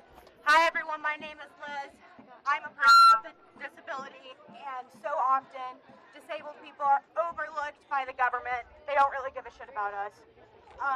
Pregnancy would kill me on the spot given my condition. And even standing here right now, I'm in excruciating amounts of pain. So I want a voice for every single person that has a disability, invisible, visible, or otherwise, and talk about how abortion is healthcare, how necessary it is, and how so important it is for people to fight on behalf of the disabled community. Thank you.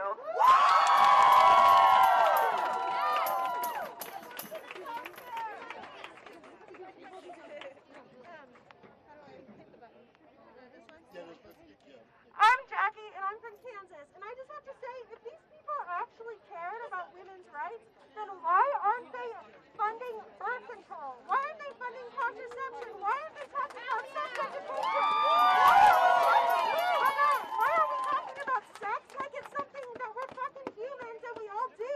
They don't actually want to deal with the problem. They just want to deal with controlling us. And those are questions we need to ask the people we know. Why aren't we actually dealing with this like it's a real fucking problem?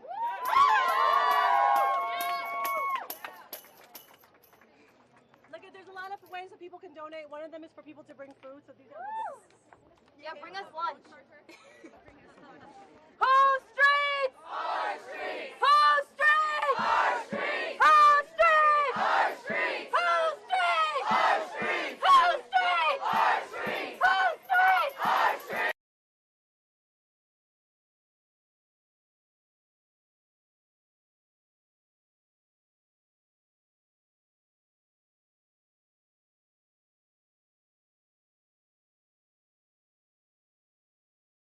audio circuit for the Reuters live service.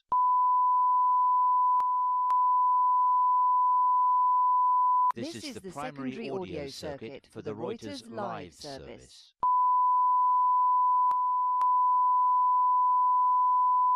This is the primary audio circuit for the Reuters live service.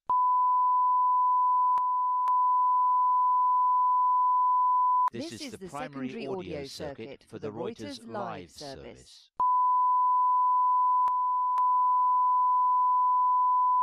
This is the primary audio circuit for the Reuters live service.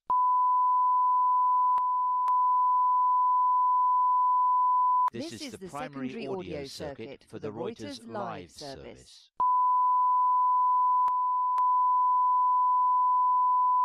This is the primary audio circuit for the Reuters live service.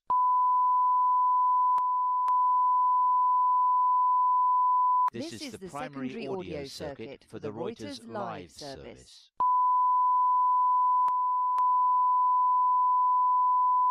This is the primary audio circuit for the Reuters live service.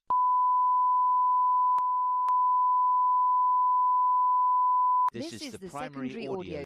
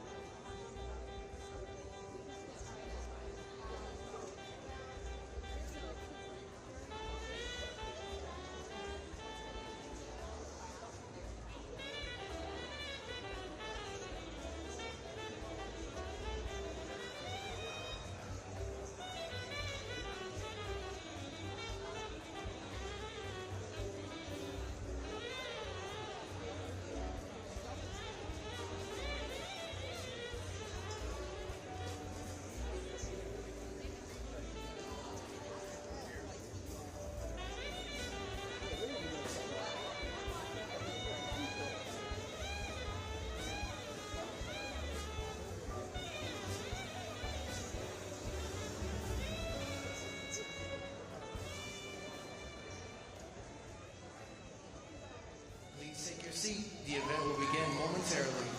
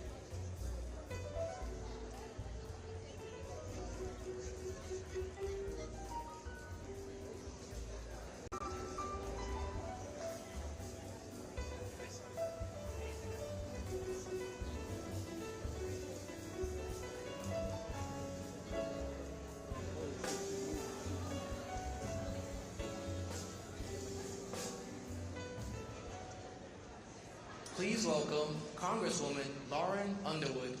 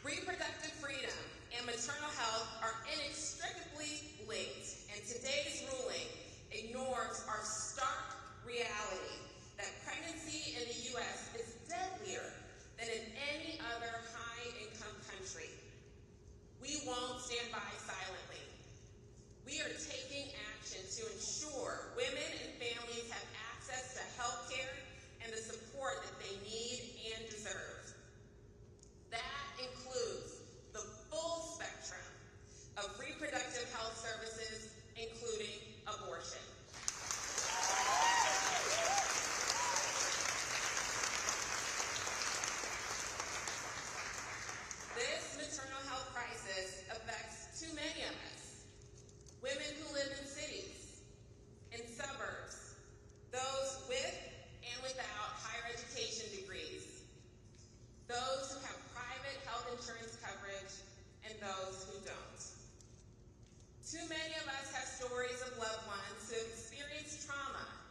lost during what should have been one of the most joyous times of their lives. Congresswoman Alma Adams and I both recognize that the Black maternal health crisis has touched far too many women and families and communities, and so we co-founded the Black Maternal Health Caucus in 2019. Black Maternal Health Caucus in 2019.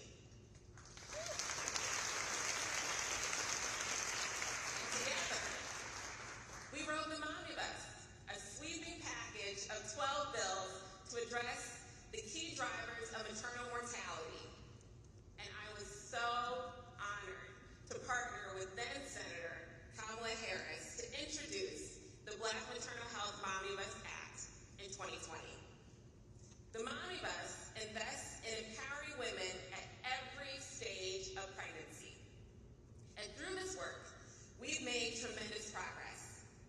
Much of the legislation has already passed the House, and one Momnibus bill was signed into law, and that one is to support pregnant and postpartum veterans. President Biden signed it in November of 2021. We also secured new funding for the National Maternal Mental Health Hotline and funding to expand obstetric care in rural communities. The Biden-Harris administration shares our sense of urgency, and I'm so pleased about these important commitments being announced today. These new administrative actions will improve maternal care in this country and give women in Illinois greater confidence that they will be seen and heard during pregnancy, delivery, and the postpartum period. They complement the progress we are building in Congress. Progress that would not be possible without the leadership of Illinois' distinguished senior senator, Dick Durbin. Senator Durbin is the Senate Majority Whip, the chair of the Senate Judiciary Committee, and the lead Senate sponsor of the critical maternal health legislation like the Mamas Act, which would make sure that every state follows Illinois' lead and extends postpartum Medicaid coverage to a full year. Senator Durbin, thank you for all that you do to help Illinois moms and all moms. It is now my honor to introduce Senator Dick Durbin.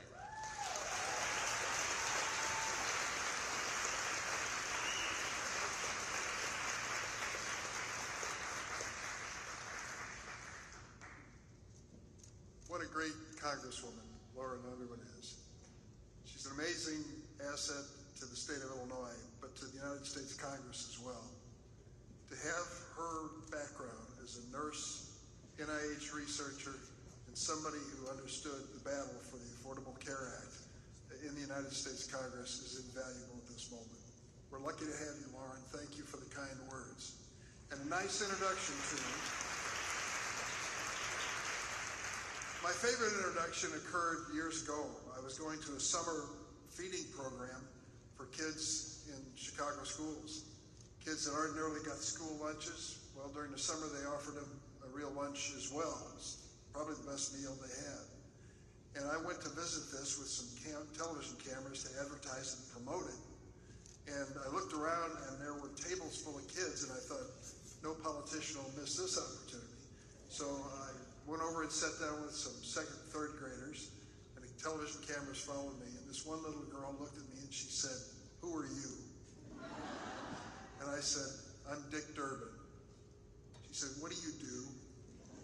I said, "I'm a United States Senator." She said, "Well, good for you." So it's a humbling experience to be in politics, but there are great moments, and this is one of them. To have the Vice President of the United States join us today. We had a little change in plans, and I thank you for your patience and for being here at this moment. But during the course of the day, we had to make an adjustment because of breaking news in Washington, which you've all heard something about, I'm sure. But I also received some news on my own. It turns out that at the District 14 PS 129 graduation ceremony for the 4th grade in Brooklyn, New York, Ona Chambers, my granddaughter, won the top award for literacy. She's the best reader in her class. I got that note today. And you know, I couldn't help but think at the time, as I thought about little Ona, how she came to this world. It wasn't an easy path. Her mom wanted to have children, and she went through fertilization, in vitro fertilization, and we were all pulling for her. She tried twice and it didn't work, and we were just about ready to give up. I see some heads nodding in the audience. You know these stories well. But thank goodness it paid off. Thank goodness she and her brother Floyd came to this world and gave us so much joy. It was a decision made by my daughter and her husband and our family.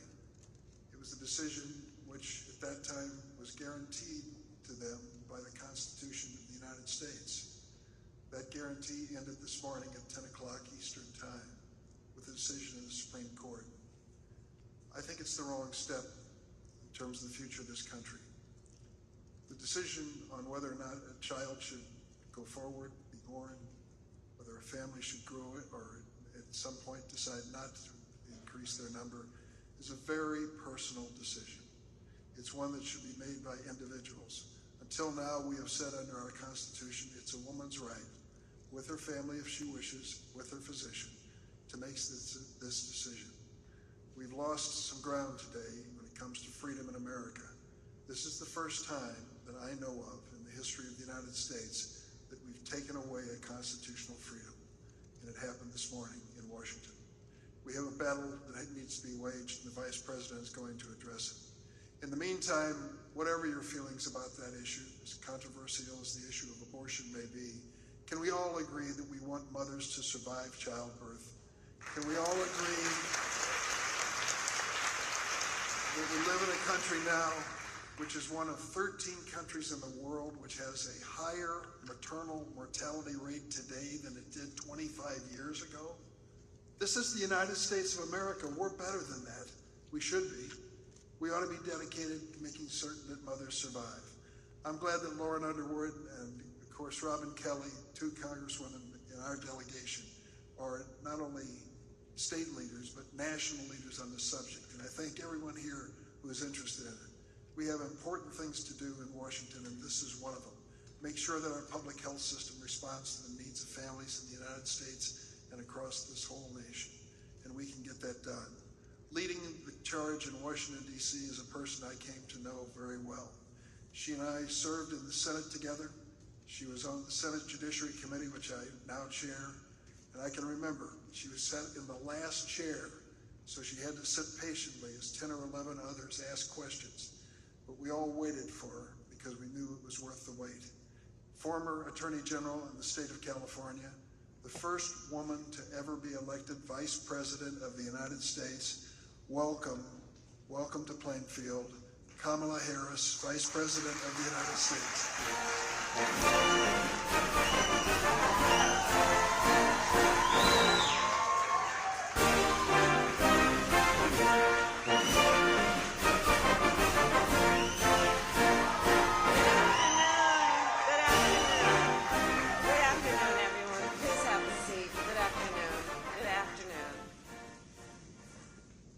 First, I want to thank Senator Durbin. I had the privilege of serving with him, as he mentioned, on the Senate Judiciary Committee, and I can tell you, Illinois, you are very, very well represented by Senator Dick Durbin. He is an extraordinary leader, a great fighter for all of America, and in particular for the people of Illinois. So thank you, Dick Durbin, and congratulations to your grandchild for her honor today as well.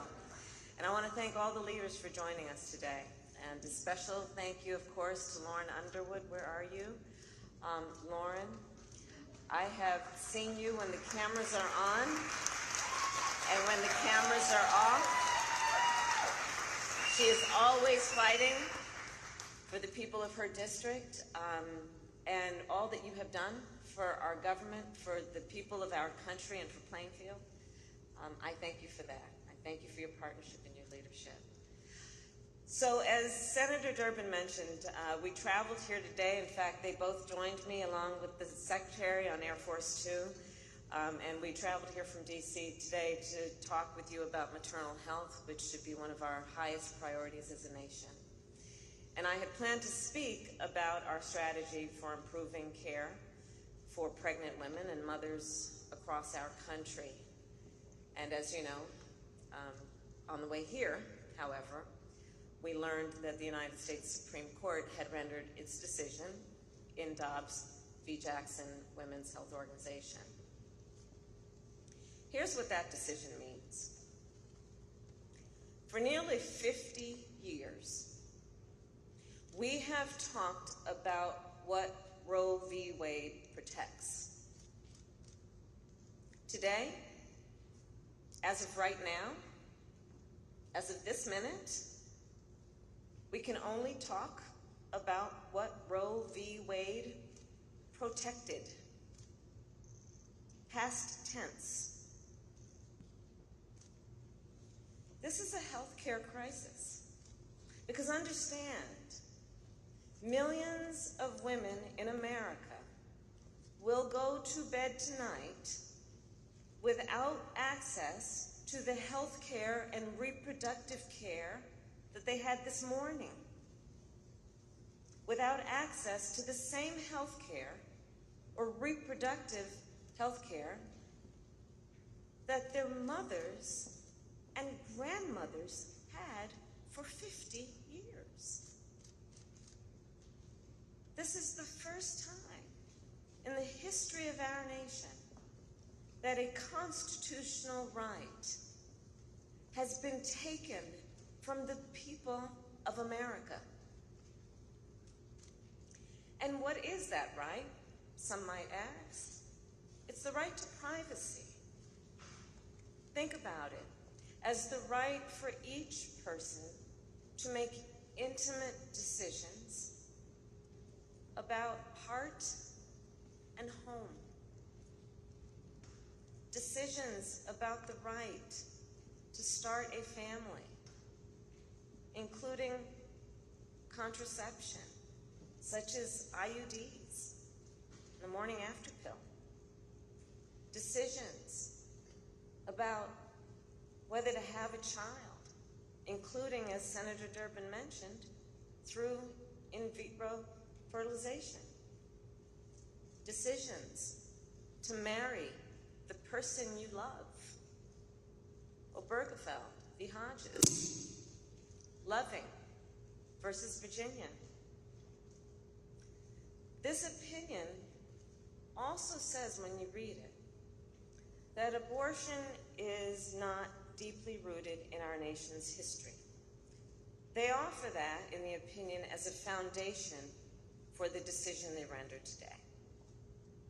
In holding that it is not deeply rooted in our history, today's decision on that theory then calls into question other rights that we thought were settled, such as the right to use birth control, the right to same-sex marriage, the right to interracial marriage. The great aspiration of our nation has been to expand freedom. But the expansion of freedom clearly is not inevitable. It is not something that just happens. Not unless we defend our most fundamental principles. Not unless we elect leaders who stand up for those principles. The strength of our nation has always been that we move forward. Today, I invite all people to stand together in defense of one of the most fundamental ideals and principles that for generations, for centuries, I believe, we had held dear, which is that fundamental principle about the importance of liberty. To stand for liberty, to stand for freedom, to stand for self-determination, and for the right to privacy. You have the power to elect leaders who will defend and protect your rights. And as the President said earlier today, with your vote, you can act, and you have the final word. So this is not over. God bless you, and God bless America.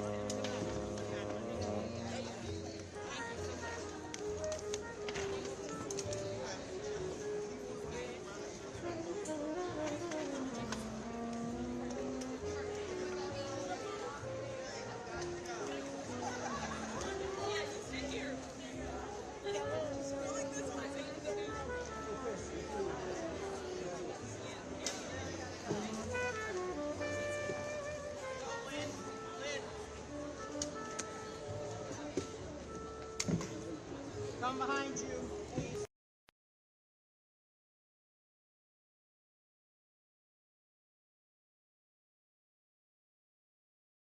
This is the primary audio circuit for the Reuters live service.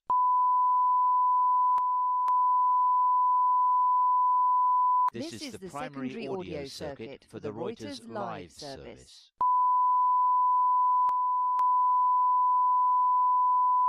This is the primary audio circuit for the Reuters live service.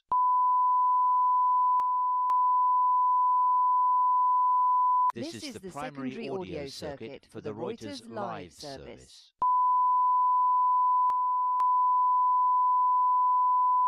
This is the primary audio circuit for the Reuters live service.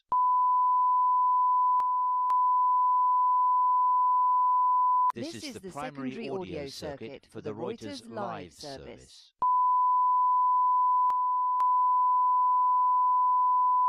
This is the primary audio circuit for the Reuters live service.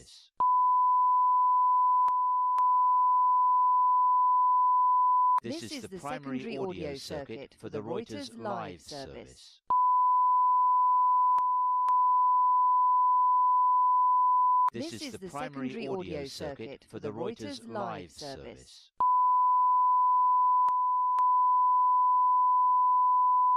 This is the primary audio circuit for the Reuters live service.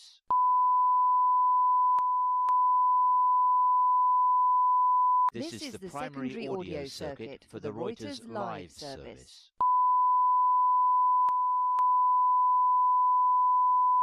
This is the primary audio circuit for the Reuters live service.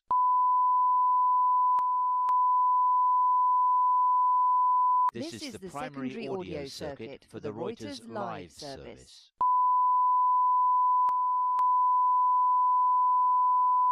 This is the primary audio circuit for the Reuters live service.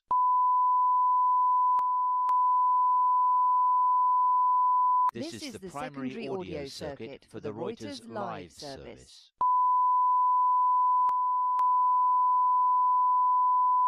This is the primary audio circuit for the Reuters live service.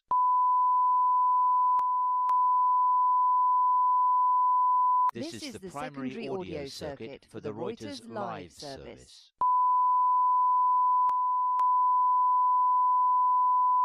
This is the primary audio circuit for the Reuters live service.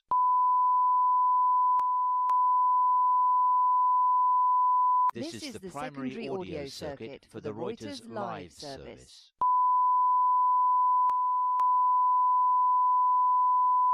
This is the primary audio circuit for the Reuters live service.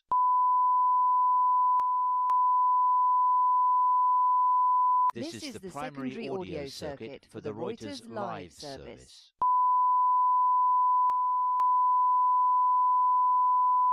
This is the primary audio circuit for the Reuters live service.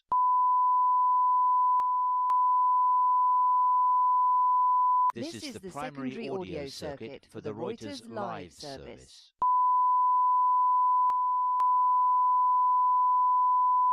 This is the primary audio circuit for the Reuters live service.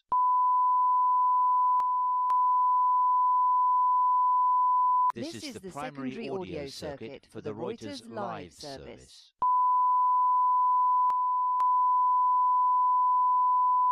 This is the primary audio circuit for the Reuters live service.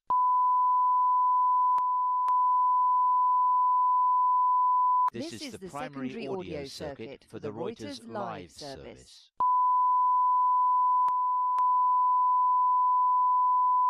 This is the primary audio circuit for the Reuters live service.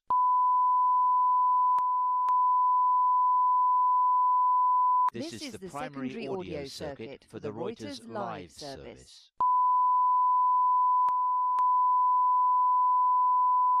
This is the primary audio circuit for the Reuters live service.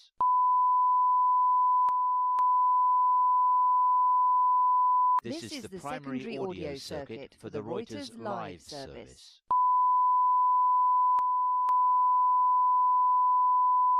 This is the primary audio circuit for the Reuters live service.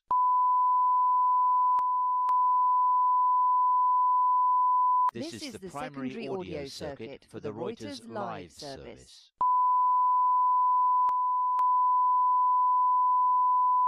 This is the primary audio circuit for the Reuters live service.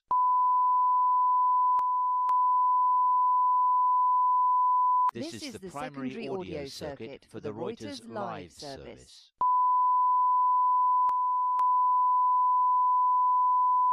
This is the primary audio circuit for the Reuters live service.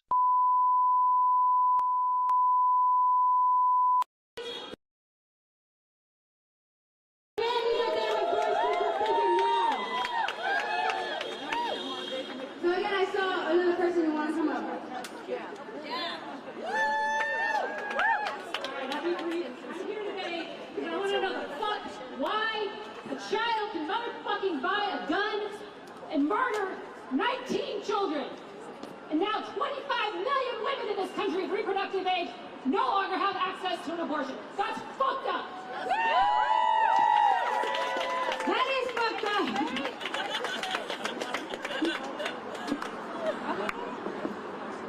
I'm sorry, I know I spoke earlier, but I just wanted to point out that this was never about choice, okay? In the late 60s, early 70s, at the Allen UFC Medical Center, General Hospital, they forcibly sterilized brown and black women because they did not know English. They were here from another state or from another country.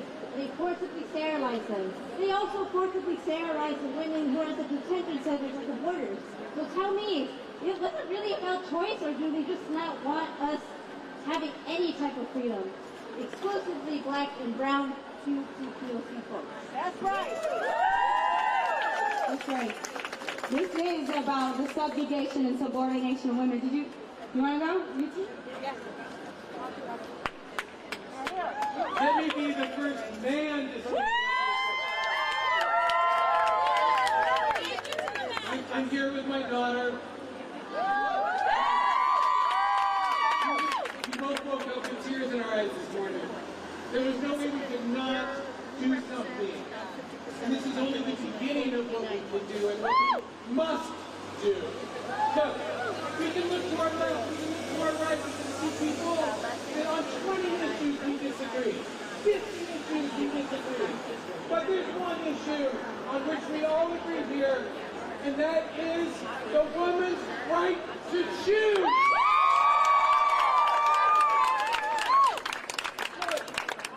God help any woman, any family that has to make right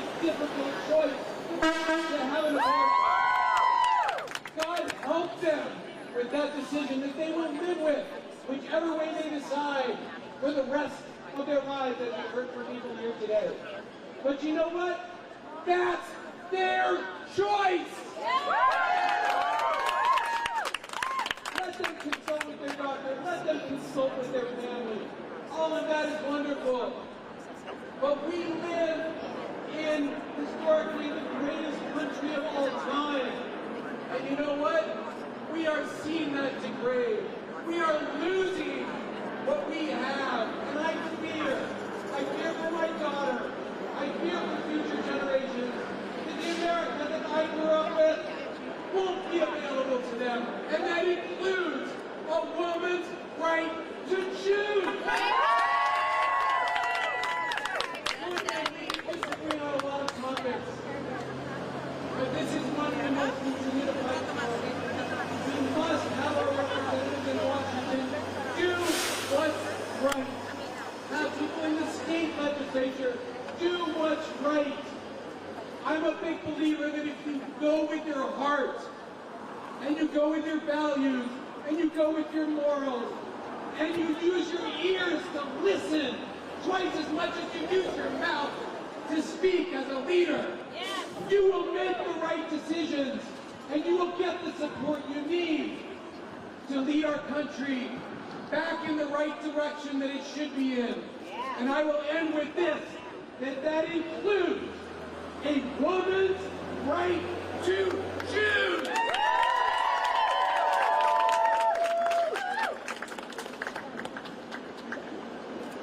What's happening now is women are going to be forced to do unsafe abortions at home. What was happening in Chile is going to happen here.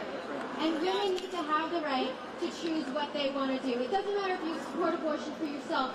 If you choose that you want to keep a baby, that's your choice. Right. No one gets to deny the right that other people get to make. And there's more laws, and people are more protected. Rapists and gun laws are more protected than women who will choose to have an abortion or choose to keep a baby. And half of them don't sign up for this job. And when this happens, it means that the contraceptives, access to contraceptives, half these people don't think that we should have proper sex education. If you want proper sex education, then fine, do whatever you think with abortion, but that's not happening. They're teaching abstinence, and it's not helpful. It's making our lives degrade. It's making our rights degrade. And this means what? For gay rights, for women's rights, for women's rights to vote. They want us to vote, but not for our bodies. Thank you. Yes!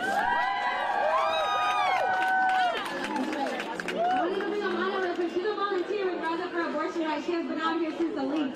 She jumped in right after this leak came out, and she's like, I'm in, let's go. Alright, thank you, Luna. I've been working with Luna for so long to fight this fucking fascist theorists who's been running in this fucking country. And I'm fucking tired of this sort of telling what the fuck to do. Fucking LGBT rights, trans rights. People of color rights, this fucking horrible country on it. And the fact that Joe Biden hasn't done fucking shit to defend it. The fact that we've been fighting this cause, I've been putting my body on the line to fight this because we have a theocratic system. I don't care what religion you believe in. As long as you support women's rights, I don't care. But we have a freedom of religion and freedom of religion. It does not mean just because I'm not Christian, just because I don't have a fucking uterus, I cannot say women cannot choose. You should be out here because right now, I'm a weekend recovering from surgery. If you have an excuse, you have no fucking excuse. I am hot as fuck. I am tired. But I'm still fighting this because we need to do this. I was pissed off before this. And I am bloody pissed off. All this bullshit I have seen, I just want to see women have fucking rights. Women have more power in this country. Without women, half of these men wouldn't exist. Half these women would not exist. Abortion are human rights. And if you're fucking pro-life, you would defend women's rights right now. I don't fucking care what your side the politics is on. You defend it. Because we have a lot of issues. If guns were more than human rights, then this is fucking stupid. A woman should have a right to choose no matter what the fuck you are. I don't care if you're Christian, Muslim, or Satanist. You have a right to fucking choose. And this is all fucking true. It's coming from my heart of anger. I'm so fucking pissed at this country. And I'm very glad to be around people who are smart and acting on the right side of history. Look, exactly like you said.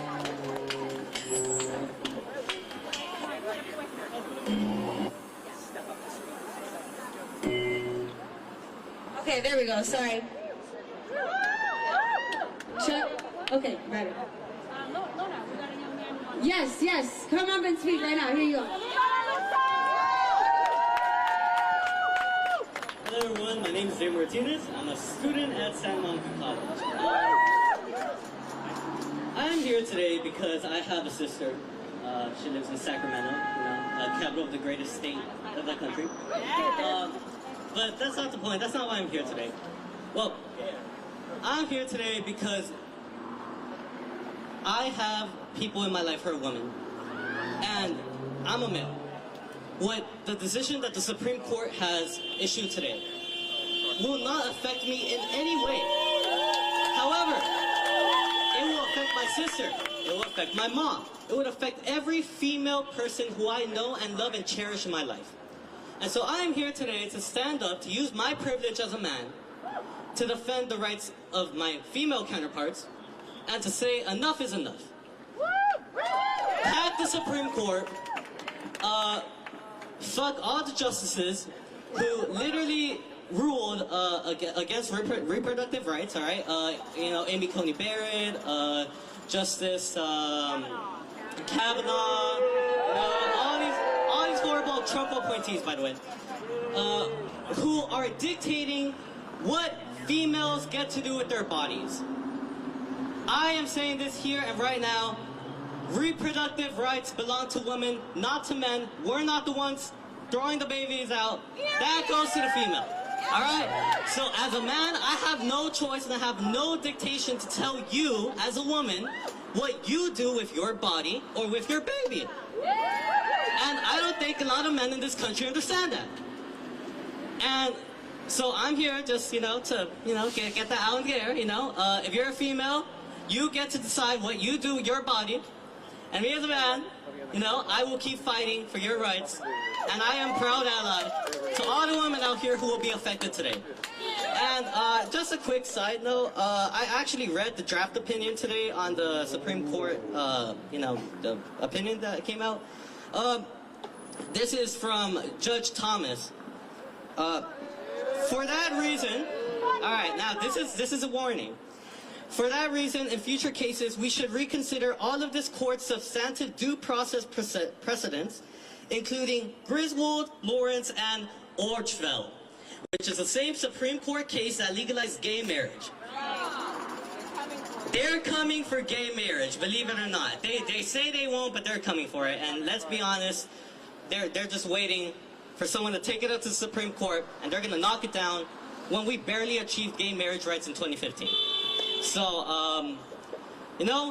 stay alert. Literally, I know they say this as a joke, but stay woke, because this fight isn't over yet, and it's not going to be over for a long time. So, thank you, guys. That's right. We are like they just said, we are coming at this from our different perspectives. And that is actually a strength. Whether you believe in God or you don't. Whether you think we need to overthrow this system like I do, through an actual revolution, or not, then you need to be in these streets. And exactly like the brother just said right here, we have to take to the streets and stay in the streets. Demand that they reverse this decision. No! This has everything to do, and it is everybody's responsibility. I don't care what gender you are. I don't care what nationality you are. I don't care what you look like. It is your responsibility to get the fuck out of here and to call everybody else to get out of here too. So, okay, I'm going to open it up again. You want to say something again? Yeah. Yeah, go ahead. Thank y'all. Who here is angry? Yeah. All right, I'm a teacher. How do you think we won abortion rights? How did we win it? In the streets. Thank you. It was under the Nixon presidency, that we won abortion rights in the streets. So we need to get organized. We need to understand that we have to build an independent Labor Party. I know I sound like a broken record, but we need a left party to defend abortion rights, reproductive justice, gay marriage. This is about fighting fascism in the United States. We have to be vigilant. We have to be organized. And I'm so grateful to be here. And let's stay in the streets, like you said. Thank you. That's what I say. Yeah. Come on. Hi, everyone. I just wanted to say a minority is making decisions for the majority of this country right now. Donald Trump put 3 conservative justices on the Supreme Court. Donald Trump was not even elected by the popular vote, okay? We are being led by this conservative minority, and I need all of you to bring this spirit and your livelihood to the November elections, because we need to elect people that represent our values. Even in California in June, the voting numbers were abysmal. We have to get people to the voting booths. And this archaic way of calling people on the phone and saying, go vote for this candidate, go do that, it's not gonna fucking work. Take to the fucking streets. Research what elected officials are going to uphold our right to choose. This is about going and voting. The only people voting right now, and I'm sorry to say this, are old, white, conservative people that do not represent this country. Get your friends to the voting booth. This is the only way we are going to be able to protect all of the civil rights that we have. That's right. Look, and if you vote or you do not vote, look, we have to be in the streets. Look, I do want to say that since these bans have been rolling out, the Democrat strategy has been capitulation, has been saying that we have to wait to November to stop this, that we have to wait to vote. Too fucking late. No. When these bans started coming out, people took to the streets one day, and that was it. That gave impetus to this Christian fascist, woman-hating, theocratic Supreme Court to keep going. Then we saw Kentucky, then we saw Oklahoma. You have women like Brittany Pula, a Native American woman who is in jail for having a miscarriage in this country. That is what this country is about to look like for millions of women if we do not stand up right now in massive, sustained, nonviolent protest to demand that they reverse this decision. Because it is illegitimate. And their whole setup, their whole Supreme Court setup is illegitimate. So yeah, you want to come up and speak? Say something. Hi, my name's Lisa. Damn, this shit's hard. Okay, so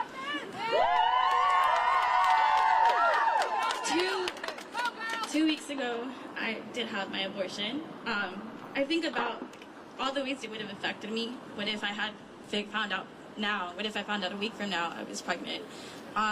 It was hard. I was 2 months and I had no idea, right? Like, and when I think of this being overturned, I think about like, what if I was a different person born in a different state?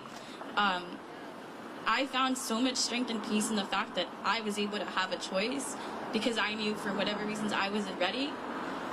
But then I think about like, what if I was born in a different state? I could have gone to jail for something that I didn't even know I was pregnant, you know? Like, I got pregnant because I took fucking antibiotics on the plan B. So that's like a fucking, like, don't fucking tell me contraceptives are gonna fucking work. You never know for whatever reason why you could be that 1% that just so happens to get pregnant. And that shit's, I woke up pissed. Like, what the fuck? This is a fucking fucking classist issue. You think like all of us are gonna be able to get an abortion or something? No, it's for the fucking 1% that has the money to go fucking travel to find the care for those abortions and stuff. I think about who my mom was and how she didn't have those decisions to have an abortion. She was with us without a choice. It's a fucking issue against gay marriage. It's against our fucking privacy. Like these fucking flow apps and shit, they track your ovaries and your periods and shit, and that shit gets sold to fucking Facebook. Like this is a fucking joke. And I think about like, had I been a month from now, 2 months from now, where the fuck would I have been? I would be fucking fighting for my fucking life in a fucking jail cell, begging for something that like, just fucking basic fucking rights, dude. Like, and I'm standing here today and I just feel empowered over people that support me and supported me without me even knowing, right? And I think about how I myself am a pansexual, how it would affect me if I happen to end up being married or wanting to get married to someone that isn't a hetero fucking white Anglo-Saxon man, you know? Like, not to be like me, but I just felt like, fuck, this is fucking bullshit. And those fucking three, like, stupid, like, nominated people that Trump put, like, you're right, you didn't fucking win popular demand. And guess what? We fucking got Joe Biden, and Joe Biden isn't fucking doing shit. Yeah, and shit's only ever gonna change if we all get together and fucking get on these fucking streets and fight and demand for a fucking voice to be heard. It's your fucking choice. It's your right. Everybody should have a fucking choice. And this is a fucking... It's in support of those with the uteri. It's in support of those with that are trans. It's in support of all genders, all colors, all nationality. It doesn't matter your race, your ethnicity, your religion. We're all here to stand together. In terms of another person who was pregnant and probably didn't have that same opportunity and that same right that I had. And I think about it like I'm just glad that I was able to have that choice and that freedom of like, this is what I can do and this is what I can't do. And that's what I think about every time I'm going to walk on these streets and fucking fight for these people. I'm going to come up here and I'm going to fucking scream to the top of my fucking lungs and start like raising hell on these fucking streets, dude. We're from the streets, by the streets, for the streets, by the people, and for the fucking people.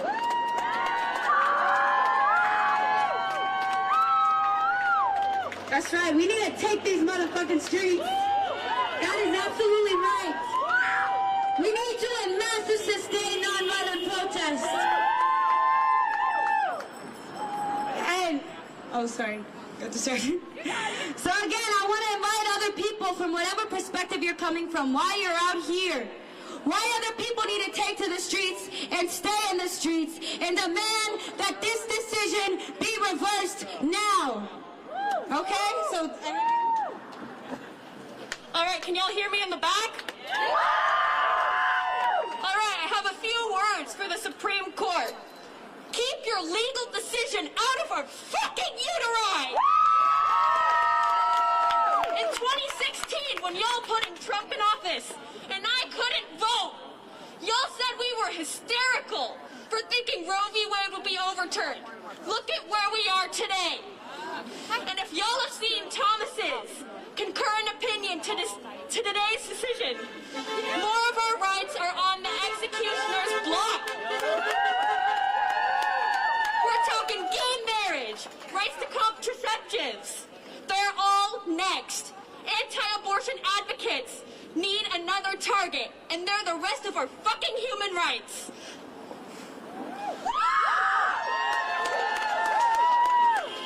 To all the Democrats sitting pretty in your office with your corporate money, fuck all of y'all for not doing anything. You sat there and watched as bans were put into place, and you did nothing for us. So fuck all of y'all saying we should vote, because Dems are doing nothing for us. We need direct action in the streets.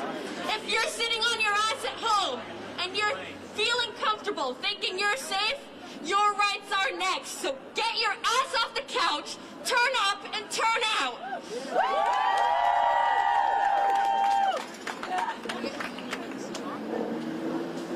Thank you so much. Make some noise. That was beautiful. My name is Shira Yevon, and I am the founder of a collective of women in music called Gritty in Pink. We're going to be back here tomorrow at 1 p.m. on a flatbed truck with women rocking the fuck out.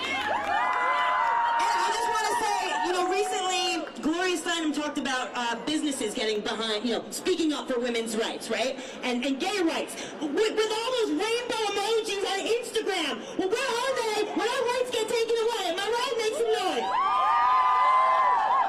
So, as a CEO, as a female founder, I want to read a statement that we wrote from Gritty and Pink. Thank you. As a platform that prides itself on uplifting women's voices within music, we are saddened and angered by the overturn of Roe v. Wade. This ruling will and is already affecting women across this country, especially women of marginalized backgrounds who already have trouble having access to health care in this country. Basic needs. We want to make this very clear. We will not back down. We will not go back. No one in this country should have to fight for their basic human rights. And I look at the crowd. This is beautiful, right? We out here. This is inspirational. I'm looking at the signs. 100% of unwanted pregnancies are caused by men. Regulate men's bodies. What an idea. This is a war on women, okay? Pro-life is a lie when you don't care about women's lives. Great. So what I want to say is, we are the change. What we have to do is talk to our people, talk to our employers, talk to our friends, talk to our conservative friends, talk to our neighbors that voted for Trump. Talk to the people about why this is important. Talk to men. People only care about things that affect them. And it's the sad truth, right? But I have already had a lot of conversations this morning over text with people who seem to downplay, the importance of this. And they don't get it until you really break it down for them what this means. As we've heard, as we've said, they're coming for gay marriage. They're coming for birth control. Are you serious? We're going to go back 50 fucking years? What world are we living in? Okay, so we need to get our heads out of our asses. We're all living in another dimension. And tell your friends, tell your brothers, your sisters, your parents, get them out on the streets, because we will not go back. We got to take to the streets, and we got to fight this. Thank you so much for being out here. And I'll see you tomorrow back here at 1 p.m. Bring 10 people, and we're going to really make a riot. Yes. Good morning, or good afternoon, whatever the fuck we're in right now.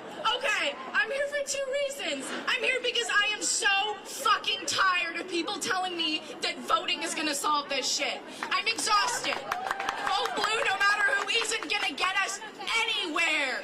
Democrats haven't had our back, Republicans haven't had our back. We're fucking cash cows. We're not actual people. We never have been. Laws don't matter as long as they pertain to our bodies. I'm also here because I'm sick and fucking tired of people saying that this is a Handmaid's Tale issue. It isn't. Handmaid's Tale is a fucking white supremacist fairy tale that is nothing more than a 5-hour-long set of trauma porn for white women. I'm sick and fucking tired of it. This isn't Handmaid's Tale. This is fucking America in 2022. This isn't something you get to compare to a TV show because it's something that doesn't follow a plot. It's going to get worse, and it is getting worse. So stop posting photos of people in red fucking cloaks and get your ass out onto the street. Stop sending money to Nancy Pelosi and stop putting your fucking money where your mouth is. Donate to fucking women. Donate to non-binary people. Donate to indigenous people. People who are actually going to have to put their lives on the chopping block because their lives for abortion are at risk. I guarantee you that your Democratic senators will never have to worry about whether or not they're going to have access to an abortion. I guarantee you that your Republican senators are never going to have to worry about their mistresses getting abortions because they have automatic access to that shit. That's not their issue. This is an issue for the people. This is about fucking bodies. This is about our lives, and I am tired of it becoming an issue that people can turn into a political debate. I am sick and fucking tired of my rights being a debate topic. When is this shit gonna end? Get your ass out onto the street and start protesting like you fucking mean it. That's right. You want to say something? Go ahead. Appreciate that. Hey, right on. I appreciate the men who have come up here and spoken, but I'm not here to speak as a man, and I'm not here to speak about how this affects me. I am here because I refuse to accept a future where women and girls are stripped of their status as full human beings. what happened today? The Supreme Court took a leap in enforcing a lunatic Christian fascist vision on society. Are we going to accept women and girls being legally categorized as breeders for men in a male supremacist society? Are we going to accept a legal precedent that opens the door to come after LGBT people, after gay marriage, after interracial marriage? After the draft was leaked, we saw the potential to fight to reverse this direction. But too much of that potential was suffocated. Right now, everyone here and everyone you know, you have to look them straight in the eye with the full knowledge that the lives and the futures of half of humanity is in the balance. Look at them in the eye and say, do not let your anger and outrage be swallowed. Do not let the fury that burns in your belly be extinguished or down. Do not let the fighting spirit be corralled and domesticated. We are already hearing that now the fight is about the right to travel. Come on. How long are we going to allow the people in power to conciliate and sign away the rights of women? How long? No more. A line has to be drawn now by everyone who cares about the future.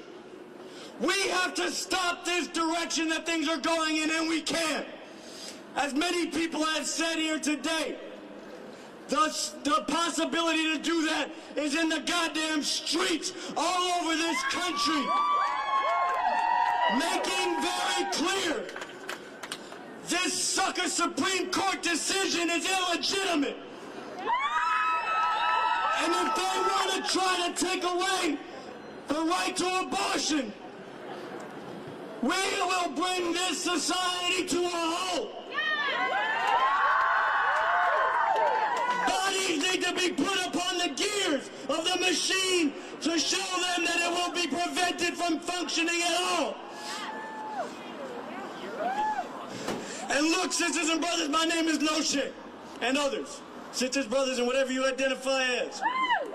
Cousins. Beautiful people.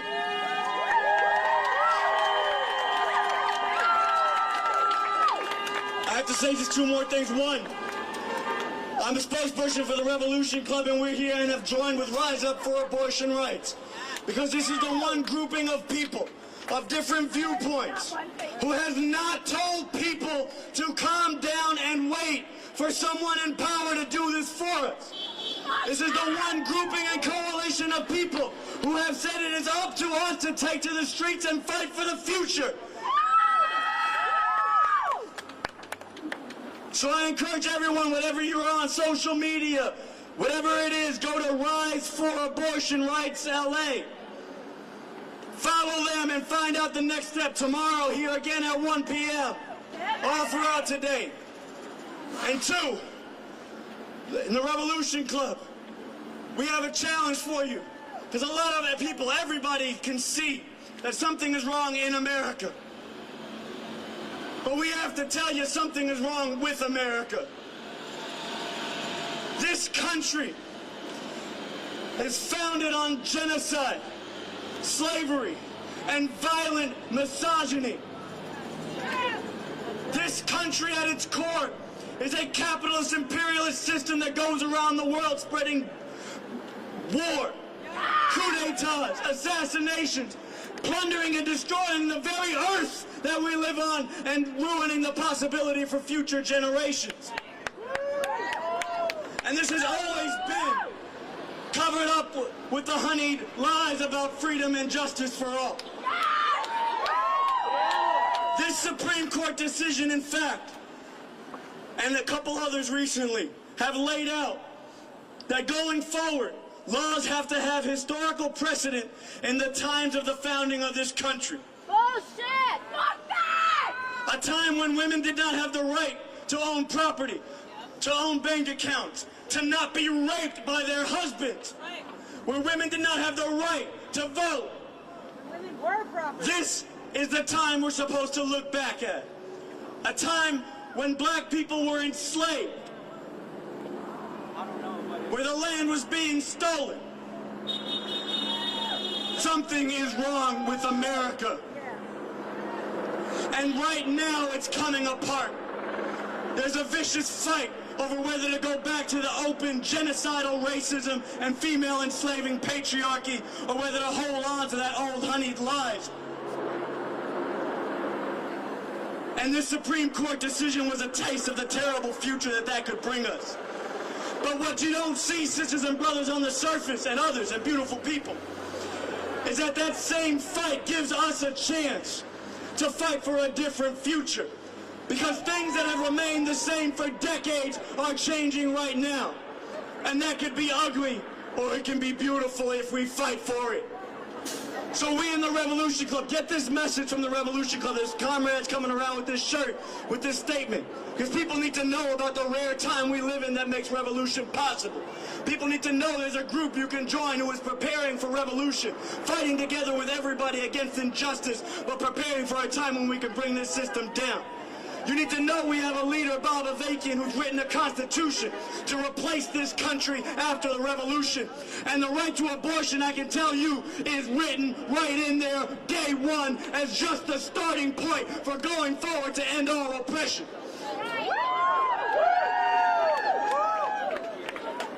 So just as you follow Rise Up for Abortion LA, follow the RevComs or Rev Club LA on social media to connect up with the revolution and to be part of fighting the power and transforming people to get ready to bring this whole thing down. Thank you, sisters and brothers and others and beautiful people. That's right. I wanted to say, Roku, whatever perspective you are coming from, whether you think we need a revolution, whether you think we need a vote, whether you think we believe in the Democrats or not, we are coming together today to fight like hell, like our lives depend on it, because they do. And we are here with our disagreements, our different backgrounds. We are here to struggle together with them in these streets, taking to these streets and staying.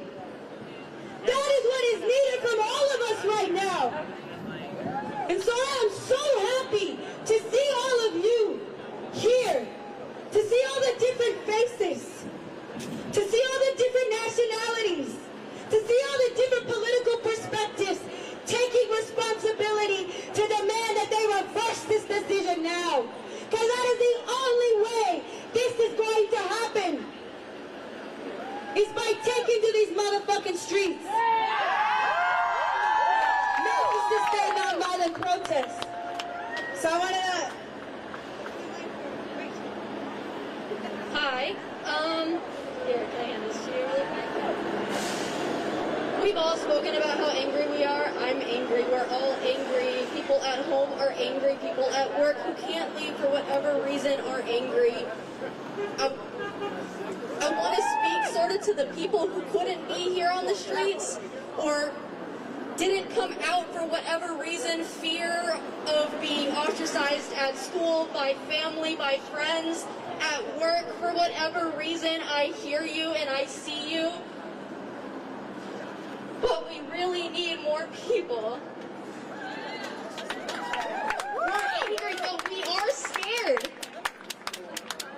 We're here to fight, but we are living in fear. This is scary. Yeah. Lives are in danger. Yep.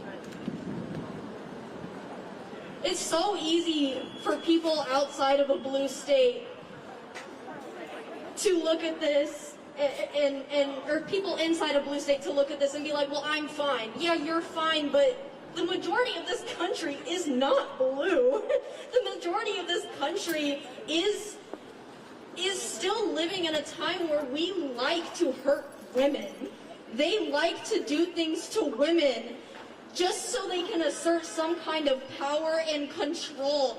We are very fortunate to live here in California where we don't, it's a worry, but it is not an immediate worry. I worry for my friends and family in Texas.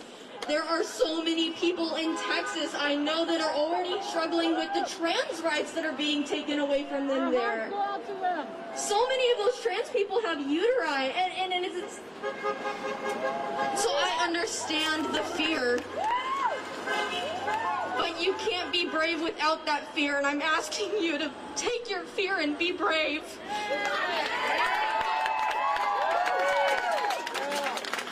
I'm scared too, but we have to do what we have to do, and this feels right. That's right. Exactly. Look, we need to overcome our fear and uncertainty. We need to turn our fear into anger. We need to turn our fear into fury. Because that is how we are going to stop this. This decision must not stand. We demand abortion stay legal and on demand and without apology. We need to take to the streets and say this Supreme Court decision is completely illegitimate. Completely. And I will say it over and over again today. Forced motherhood is illegitimate. Abortion bans are illegitimate. Christian fascist theocracy is illegitimate. And we must not go back. We must not come out here and voice our frustration for one day. We have to come back out tomorrow. We have to come back out the next day. This has to grow. Society needs to become needs to come to a grinding halt. And I'm serious. That is how we're going to beat this back. This is an outrage. And we, the people, us, only us here, in our thousands and our millions, can stop this. It is on us. So again, I want to open up the mic to people. Here, I'll open up the mic to you, and then I'll open to you. Woo. Thank you. No, I'm not throwing that away. I'm going to pick that up in a little bit. You know what? In all honesty, this is all a very true thing. I can't speak for people that are of a specialty. I can't speak for anybody that's gay, lesbian, bisexual, trans, pregnant, not pregnant, unable to be pregnant or anything like that, because you know what? I'm just a normal guy. I'm just a regular person. I'm your average Joe, working 9 to 5, working as much as I can. I can't speak for you. But what I can do is I can stand with you. It's not right that I have to wait. No, I don't have to. Because you know what? This isn't from me. This is from all of you, from all you females out there. You're the ones that have to deal with this. That's fucked up. Why the fuck do we all have to wake up in the morning for something we couldn't vote for, but they can in the Supreme Court? I want to ask you all something. Who here actually had the option to vote whether we should overturn Roe and Wade? Who? I didn't get a ballot in the mail that said, do you want to overturn Roe versus Wade? No, I didn't. And I'm a fucking male. That's fucked up. It is illegitimate. Thank you for saying that, whoever it is.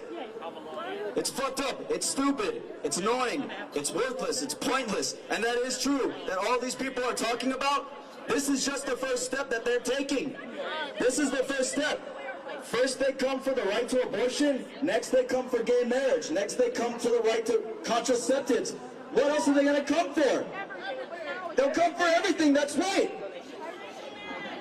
They'll come for you. They'll come for you. They'll come for me. It's fucked up. You know, the fact that they're allowing people that could be raped and whatever it is, I'm a little flustered. The fact that they allow illegitimate pregnancies to go forward. It might not happen here in California, but it'll happen somewhere else. It'll happen in Ohio. It'll happen in Idaho. It'll happen anywhere in the Rust Belt, the Bible Belt, anywhere in the Midwest. Because you know why? The main reason that they allow Roe versus Wade to be overturned is because the white man is scared. The white man is scared of being overturned. Because you know why? Minorities are on the rise. Mexicans are on the rise. Mexicans are on the rise. They're afraid of us. Black people are coming up on the rise. They're scared of black people. They're scared of Asians. They're scared of Middle Easterners. They're scared of Muslims. They're scared of everyone. Everyone that is non-white, they're scared. That is the reason why they want these abortions to go away. Because they're scared. They're scared of a lot of things. They're not just scared of the race as well. They're scared of being overtaken by the common man. The person that does not make $1 million working on movies, working in the Supreme Court, working in these big office buildings here. Right. Let me ask you all something. How many of you have an affordable living? How many of you can really afford to live in Los Angeles? I don't see any hands being raised. That's right. It's expensive, and it's getting more expensive. Who wants to raise a child in a world where you can barely afford to feed yourself? That's right. You don't want to live in a world where you have to raise a child that starves too many times in a week. Nobody wants to do that. I know a good amount of you probably grew up hungry at night, hungry in the morning. Your only way of being fed was at school. How many of you had to wait till you were going to school to be fed? How many? I sure was. There was a time where I couldn't be fed because my mom couldn't work. I could only eat 1 or 2 times in a day, and that was the little amount they could give at a public school. That's not right. What these people don't look at when they overturn things like that is a dying society. We live in very troubling times. I'm not in charge. We all still remember Uvalde. We all still remember many of the other mass shootings that happened. We literally had a mass shooting in Los Angeles somewhere over in MacArthur Park. No, not MacArthur Park. Where the fuck the blue line is at. But they are very quick to forget that. When we live in an overpopulated society, we become more violent. I can't really say anything about that, but it's a very interesting thing. I don't know, just remember that.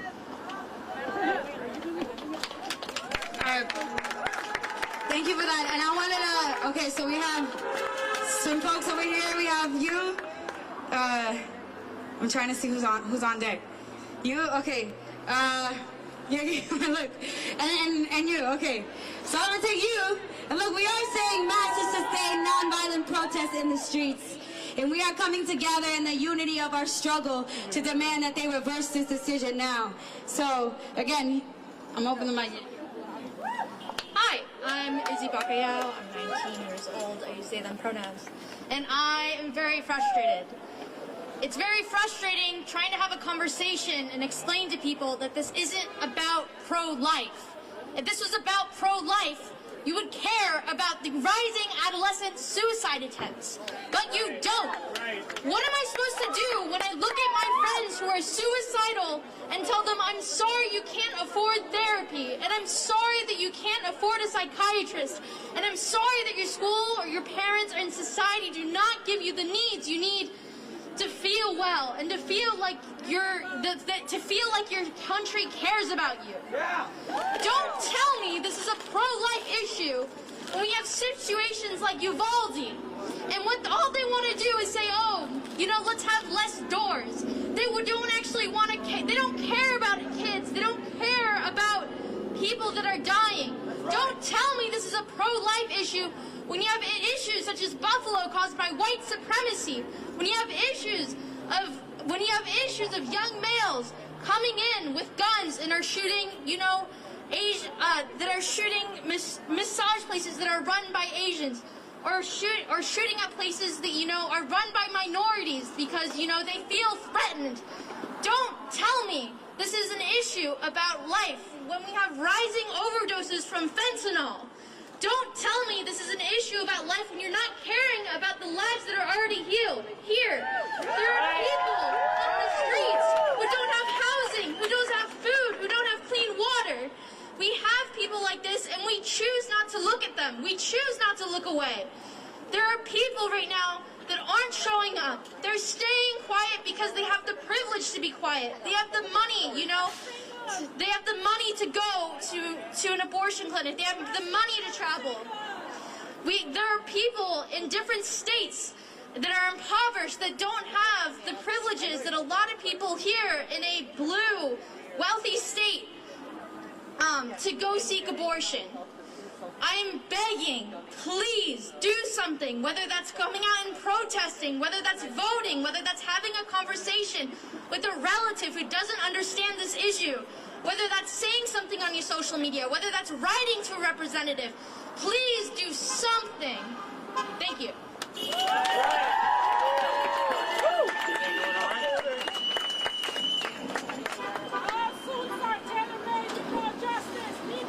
My name is Annie Day. I'm a revolutionary. I'm an organizer with Rise Up for Abortion Rights.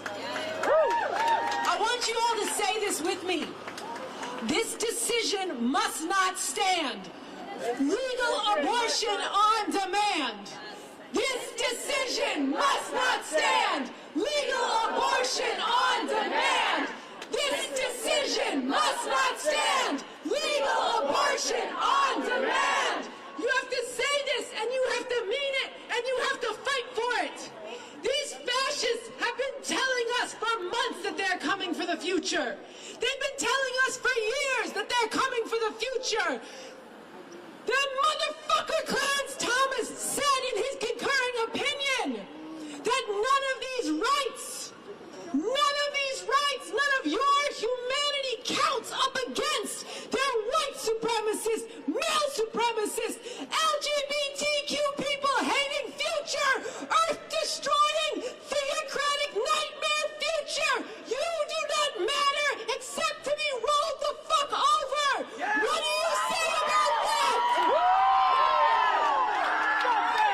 Fuck that! But you have to mean it, and you have to fight for it. I'm sorry, but there's no such thing as painless progress. There's no such thing as you pull a lever, or you come out for an afternoon and hold a sign and you go the fuck back home. You've been trained to think that that's how you make change. You give a thumbs up on social media. You complain about it to your family and your friends, and then you worry about your damn self. But I'm sorry.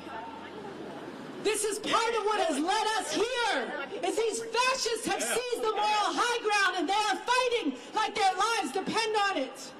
But our lives depend on it, and we're more than them. And we are decent, and we are right, and we give a fuck about humanity and the planet and our diversity and our beauty, and that means we have to fight for it. Rise Up for Abortion Rights started in January because we could see the nightmare that was coming. We could see what it was going to mean for the future of women and girls if they do not have the right to control their own destinies. We could see what the future was going to mean for LGBTQ people if they took away the right to abortion, because that sets the legal precedent for gay marriage. That sets the legal precedent for the right to birth control. We could see the danger this was going to mean when these fascists have a win and a wind under their sails. They've been fighting for this for decades, and they're celebrating in the streets. And we could see what this was going to mean if we gave over to them and gave up. And I'm telling you right now that the mainstream pro-choice organizations had a strategy of capitulating in advance. They said, we'll plan for a post-Roe America. We'll secure California and New York and the blue states as sanctuary states. We'll distribute the abortion pill. This is a delusion, and it gives the lives of women to these fascists. It gives the future to these fascists. We cannot allow that.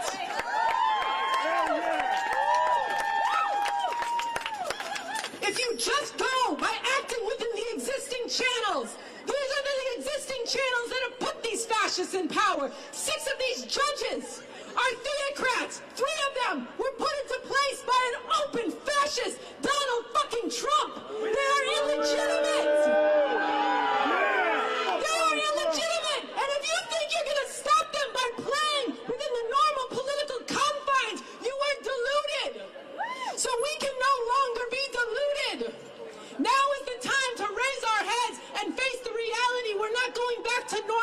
possible. These are pre-Civil War times, and these fascists are preparing for a one-sided civil war, a one-sided slaughter. So now here's the question. Are they going to be met by resistance? Are they going to be met with unity and diversity? Are they going to be met by the majority that says, no, you cannot have your hands on the future?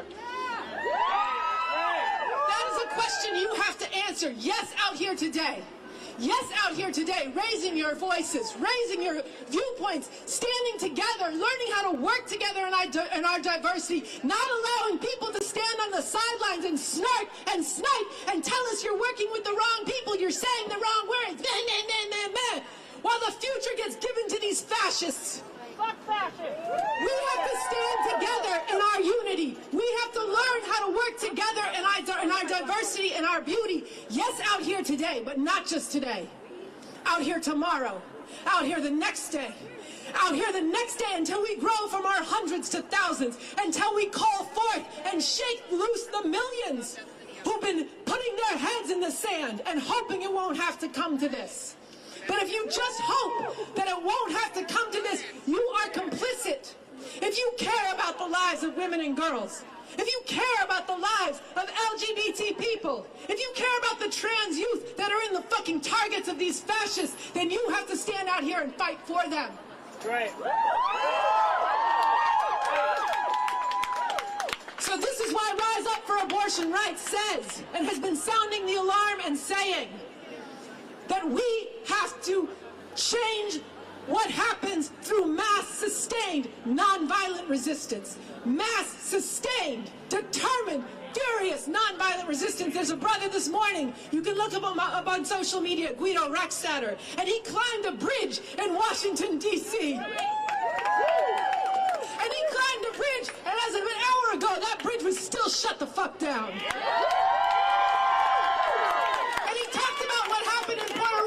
When there was mass-sustained, non-violent civil resistance, in 14 days they grew from thousands to millions. And they ousted the governor, who was selling the interests of the people of Puerto Rico through mass-sustained protests. Why do we wear this green bandana? Because the women in Argentina and Colombia and Mexico showed us how to win the right to decriminalize abortion in deeply Catholic countries. They put their asses out in the streets and they put some shit on the line. And I just have to say, I know I'm going on, but I'm furious. I just have to say, if you think about what it's going to mean for the fascists to have this win, what is that going to mean for the women of the world? This is the biggest fucking monster of a country sitting on the backs of humanity. What is it going to mean for the theocrats right now who are holding women in El Salvador in prison, facing 17 to 30 years in prison for having a miscarriage? What is that going to mean for the fascists in Ghana who are imprisoning and terrorizing gay people? We have to act like our lives depend on it, and we have to act in the interest of the women and the people of the motherfucking world.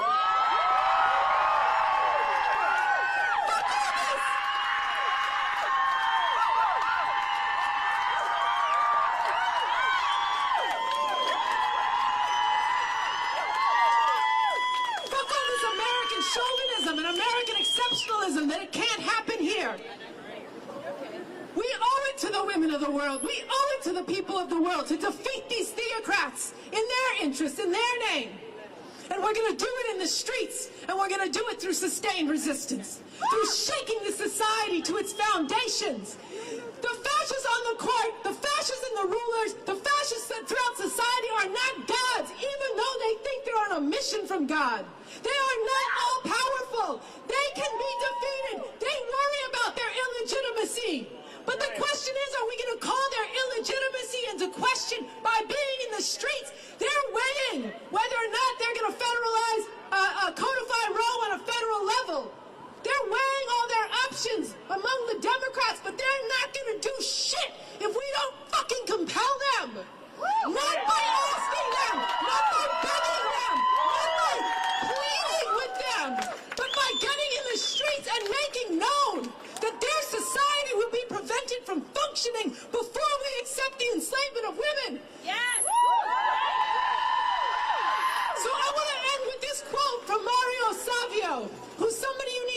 about? He led the free speech movement in Berkeley in 1964, and he...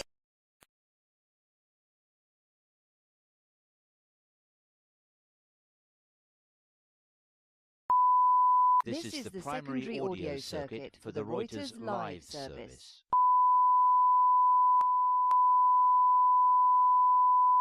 This is the primary audio circuit for the Reuters live service.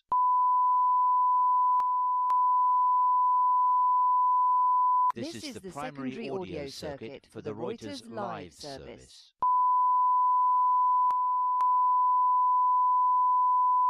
This is the primary audio circuit for the Reuters live service.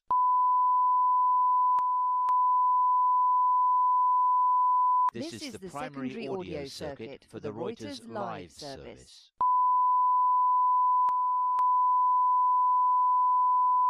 This is the primary audio circuit for the Reuters live service.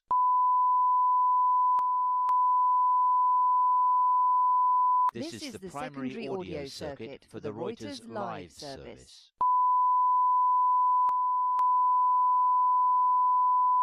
This is the primary audio circuit for the Reuters live service.